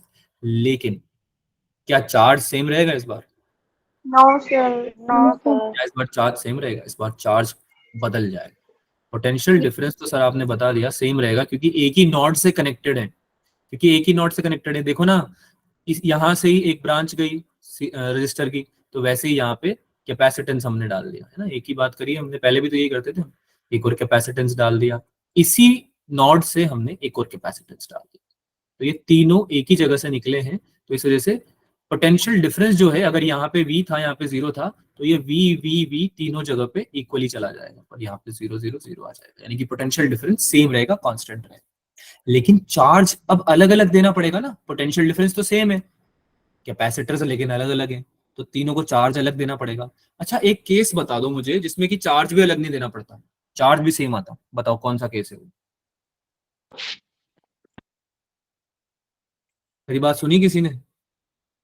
Yes sir. Parallel combination में ऐसा कौन सा केस है जिसमें चार्ज भी अलग अलग नहीं आता? जैसे यहाँ पे मान लो Q1 आ रहा है, यहाँ पे Q2 आ रहा है, यहाँ पे Q3 आ रहा है, तो ऐसा कौन सा केस है जिसमें Q1 Q2 Q3 सेम हो जाते? सीरीज। सीरीज। अरे क्वेश्चन समझो, पैरेलल कॉम्बिनेशन में ऐसा कौन सा केस? सर पैरेलल ही हटाओ, सीरीज लेके आओ। हमने सवाल ही बदल दिया आपका, पसंद ही नहीं आया सवाल आपका। बेटा पैरेलल में ऐसा कौन सा केस? अरे यार अभी कैपेसिटेंस अलग है ना तीनों के, अगर कैपेसिटेंस ही सेम हो जाए तो गेम ही चेंज हो जाएगा ना।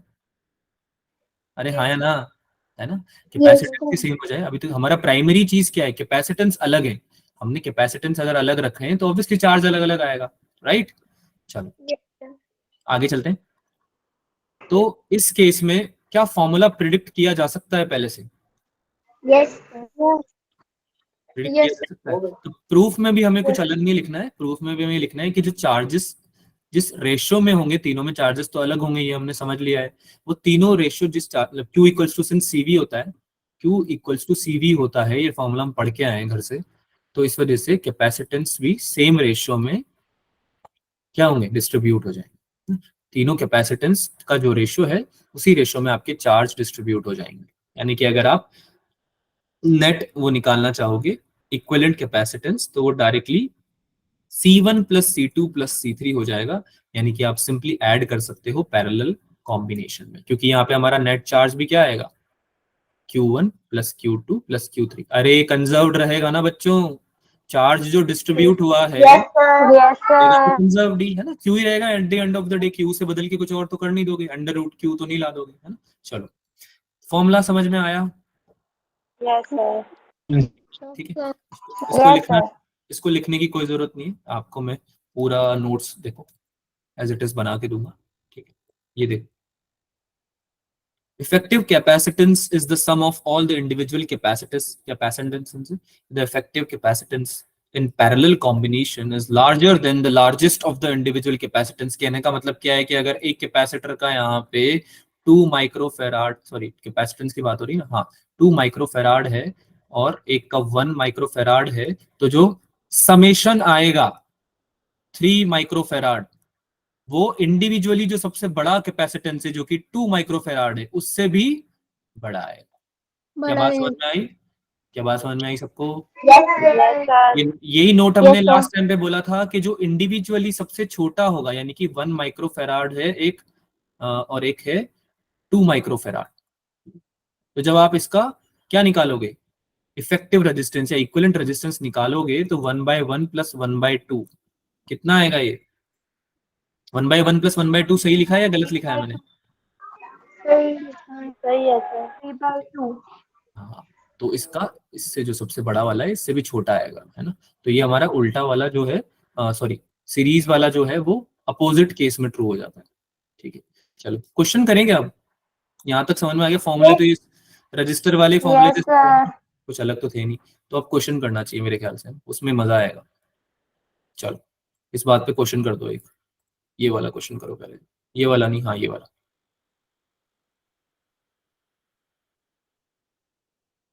देखते हैं कितने बच्चे कर पाते हैं, ठीक है। 2 क्वेश्चन करेंगे हम, 2-3 क्वेश्चन बस, क्लास ओवर आज की, क्वेश्चन ही बचे हैं और कुछ नहीं है, कल हम एनर्जी स्टोर करेंगे नेक्स्ट क्लास में।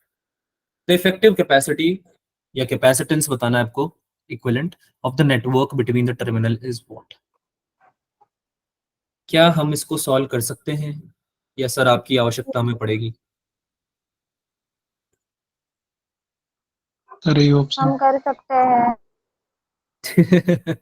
हम कर सकते हैं तो करिए, आंसर सर ये बताइए। ऑप्शन ये ऑप्शन, ओके वेरी गुड। चलो आंसर मुझे ना चैट में बता दो इस बात पे। 5 बच्चों के आंसर आ गए तो मैं सोल्यूशन बता दूंगा।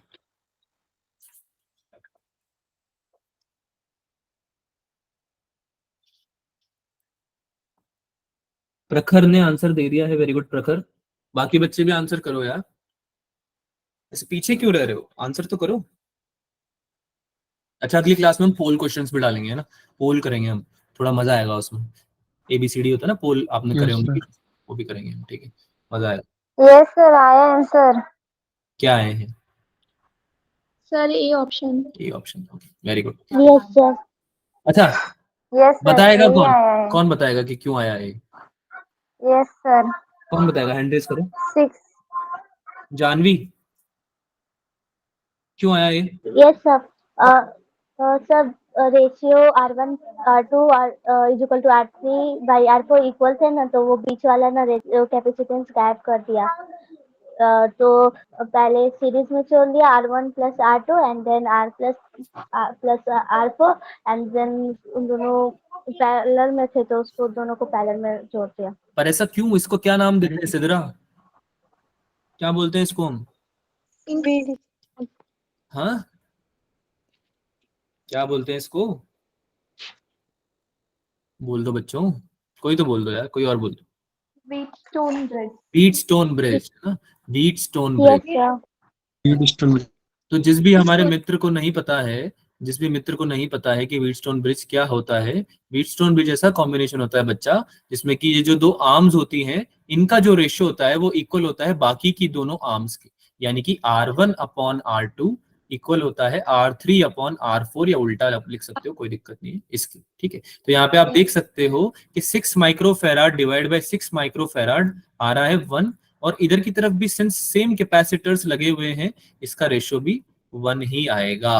और जब ऐसा होता है, अगली बात है इंपॉर्टेंट, ऐसा जब होता है तो जो बीच वाली आर्म होती है, गैल्वेनोमीटर आर्म जिसको हम बोलते हैं, उसमें से कोई करंट फ्लो नहीं होता है।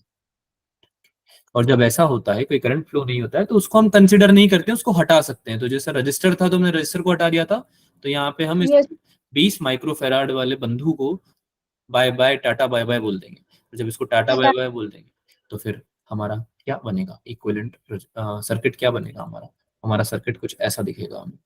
ये बना हमारा 6 माइक्रोफेराड का एक, ये आगे जुड़ गया सीरीज में 6 माइक्रोफेराड से एक और, है ना, और नीचे भी सेम, नीचे भी सेम सेटअप बनेगा, यस सर। है ना।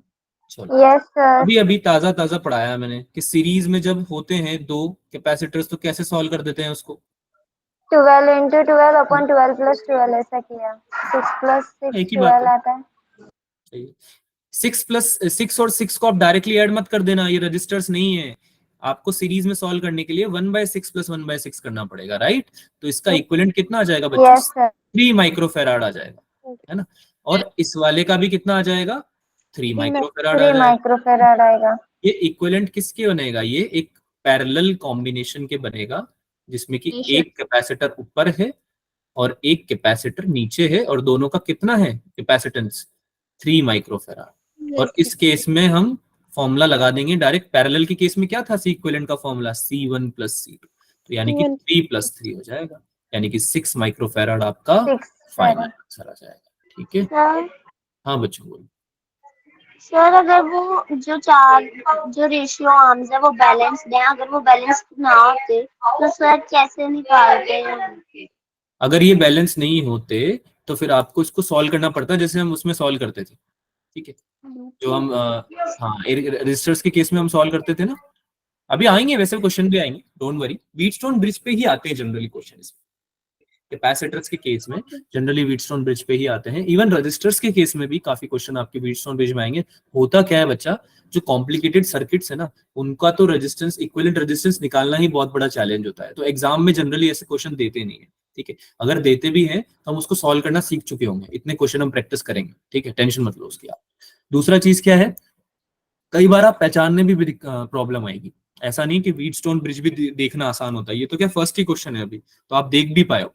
तो एग्जामिनर डिफिकल्टी लेवल कैसे बढ़ाता है क्वेश्चन का, वो एक ऐसा सर्किट दे देता है जिसमें आप व्हीटस्टोन ब्रिज ही नहीं पहचान पाते। ठीक है, तो अगर आपने वो पहना लिया, पहचान बनाना सीख लिया, तो आप क्वेश्चन सॉल्व कर पाओगे। जैसे कि अगला क्वेश्चन, इसको सॉल्व करो। ये लास्ट क्वेश्चन है क्लास का, इसके बाद हम होमवर्क करेंगे, होमवर्क डिस्कस करेंगे, मतलब हम एक होमवर्क क्वेश्चन लेंगे और फिर हम क्लास को रैप अप कर देंगे। इसको जल्दी से सॉल्व कर दो, जितना जल्दी आप सॉल्व करोगे उतना जल्दी आपको मैं डिनर के लिए भेज दूंगा, फिर आप अच्छे से रिवाइज करिएगा नोट्स घर जाके, फिर घर पे ही हो वैसे तो। Giving you 2 minutes for it, solve करिए।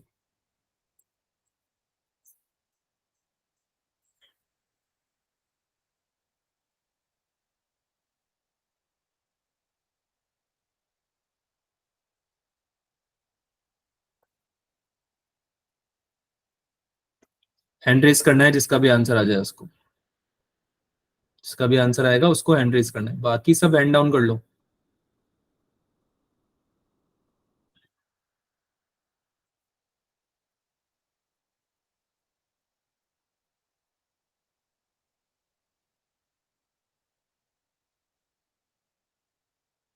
कैमरा ऑन नहीं करता कोई भी क्लास में, मैंने नोट किया है।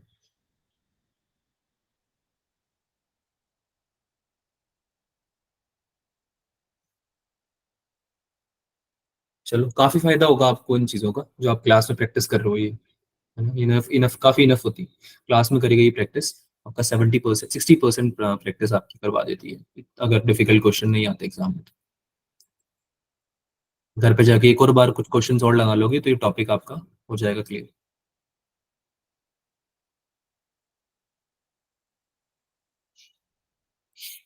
आया किसी का आंसर?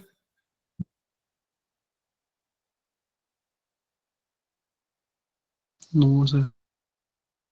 देखो ये क्वेश्चन फिर भी अच्छा है, नीट के हिसाब से अच्छा है। जेई में थोड़े और डिफिकल्ट क्वेश्चन बनते हैं, लेकिन नीट में इससे ज्यादा डिफिकल्ट क्वेश्चन नहीं बनेगा। इक्विवेलेंट रेजिस्टेंस पे तो नहीं बनेगा, इक्विवेलेंट रेजिस्टेंस या कैपेसिटेंस पे तो नहीं बनेगा। ठीक है, कॉम्बिनेशन जो है उनपे ये क्वेश्चन इज डिसेंट। ठीक है, I will not say it's a very good question, but it's a decent question. अगर आपसे सॉल्व नहीं हो पा रहा है तो आप चैट में लिख सकते हैं, सर बताइए। ठीक है,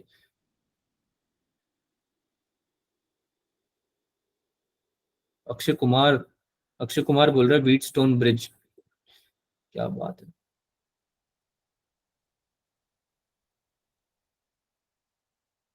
सर बता देना, हर्षिता बोल रही है बता देना। बता दूंगा बच्चा, बताए बिना थोड़ी जाऊंगा, टेंशन मत लो। चल चलो चलो चलो ठीक है, चल लग रहा है काफी बच्चों को चाहिए सोल्यूशन चाहिए। ठीक है, चलो देखो इधर देखो, इधर देख लो, अब इधर देख लो। वेरी गुड, जिसने भी ट्राई किया है। सर्किट नहीं बन रहा है, हाँ मुझे पता है बच्चा, वो सर्किट में ही दिक्कत आएगी। सर्किट अगर आपसे बन गया ना एक बार, तो फिर तुम्हें सॉल्व करना तो आता ही है ना। सर्किट बनाने में तुम्हें जो तरीका बता रहा हूँ उसको ध्यान से समझो। ठीक है, ऐसे सर्किट।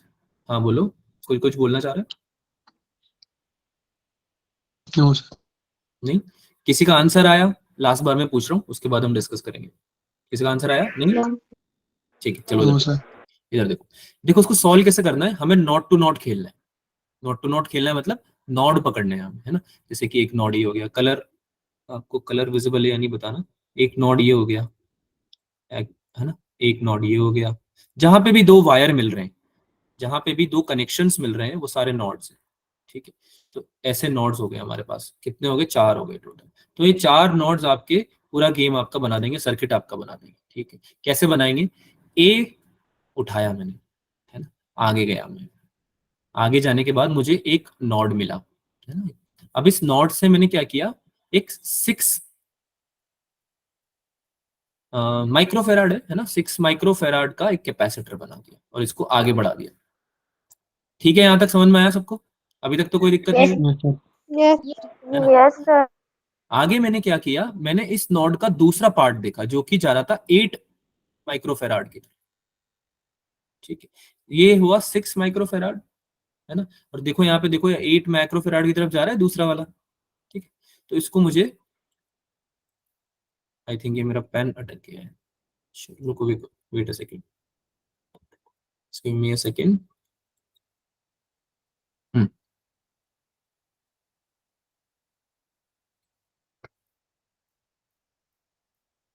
क्या आपको मेरी स्क्रीन दिख रही है सब बच्चों को? Yes, sir. Yes, sir. Yes sir. आपको अभी ये पॉइंटर दिख रहा है या पेन दिख रहा है? मतलब आपको दिख रहा है जो मैं ड्रॉ कर Pointer, रहा sir. हूँ? पॉइंटर दिख रहा है? Pointer. Pointer है. स्टिल पॉइंटर है। वेट, डिवाइसेस हैं भाई, डिवाइसेस कई बार काम करना खराब भी हो जाते हैं, बंद भी हो जाते हैं, वही ना।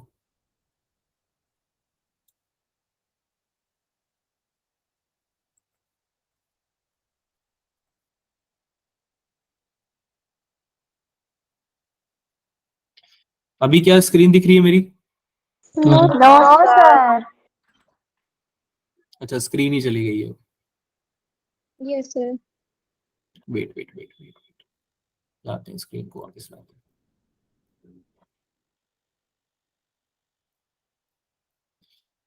जाना नहीं है, क्वेश्चन सॉल्व करके जाएंगे, है ना, ऐसे नहीं जाएंगे। अरे Yes, sir. जाना नहीं है।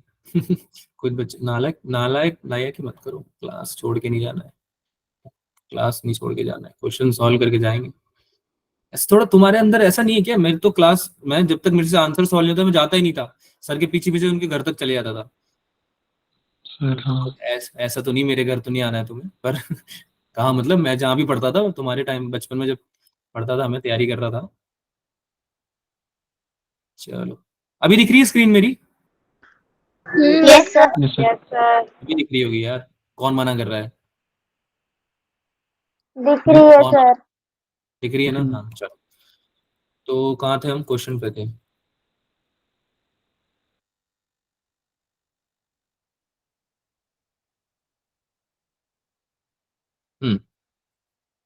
इस वाले क्वेश्चन पे थे, ठीक है, आ गए सब लोग? Yes, sir. यस देखो, sir. Yes, sir. Yes.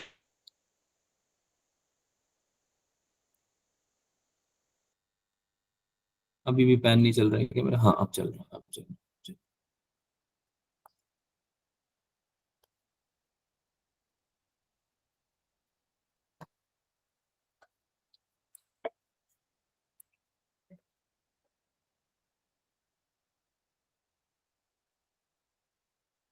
Wait, चला गया क्या फिर से? Sir, हाँ. Yes, sir. Yes, sir. हाँ, sir. रुको रुको, करते हैं कुछ इसका, करते हैं। Sir, ऐसे ही बता. ऐसे ही बता दूं? ऐसे समझ में नहीं आएगा तुम लोगों को यार, ऐसे बता दूंगा मैं। चलो एक काम करो, मैं बता रहा हूँ, डिक्टेट कर रहा हूँ, तुम लिखते जाओ, ड्राइंग बनाओ, है ना, डायग्राम बनाओ। तो Yes, sir. डायग्राम बनाओ। तो डायग्राम क्वेश्चन का बना हुआ है सबके पास? पहले तो ये बताओ, क्वेश्चन का बना हुआ है या नहीं बना Yes, sir. हुआ? अगर क्वेश्चन का नहीं Yes, बना हुआ है, sir. बना हुआ है. हाँ, sir. क्वेश्चन का बना हुआ है, ठीक है, आगे चलो। तो 6 माइक्रो फेराड से हमने एक मतलब एक नॉड बनाया ए पॉइंट से, ठीक है। डायग्राम बनाते जाना मेरे साथ में, अगर डायग्राम बनाओगे तो ही समझ में आएगा, ठीक है। और जिन बच्चों को समझ में नहीं आया उनको अगली क्लास में फिर से बता दूंगा, टेंशन मत लो उसकी तो, ठीक है। पर अगर अभी आप मेरे साथ बनाओगे तो आ जाएगा समझ में। तो एक नॉड से आपने 6 माइक्रो फेराड निकाला, अब उसी नॉड से आप एक 8 माइक्रो फेराड का एक और कैपेसिटर निकाल दो। निकाला? Sir, नीचे की Yes. तरफ. है ना, नीचे की तरफ Yes, sir. नीचे निकाला. की तरफ निकाल दो, ठीक है। अब क्वेश्चन देखो ध्यान से, अगला जो नॉड आ रहा है 6 माइक्रो फेराड के बाद वाला, वो नॉड आपका आ रहा है उस पॉइंट पे जहां से 3 माइक्रोफेराड और 10 माइक्रोफेराड दो जगह निकल रही है, यस या नो? Yes sir.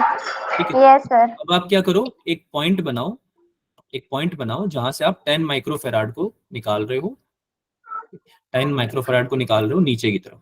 बनाया? एक काम Sir, करो यार, दोबारा Sir, बता 6 लें. से क्या? नहीं समझ में आ रहा क्या? रुको रुको रुको, वेट करो, नहीं समझ में आ रहा. रुको रुको रुको, लेके आते हैं तुमको वापस से यहीं पे। अभी स्क्रीन दिखेगी मेरी, दिख रही है? Yes, sir. दिख रही है, पेन दिख रहा है? sir. पेन दिख रहा है? Yes sir. दिख Yes, रहा sir. है, sir. ठीक है, आ जाओ, अब बन जाएगा।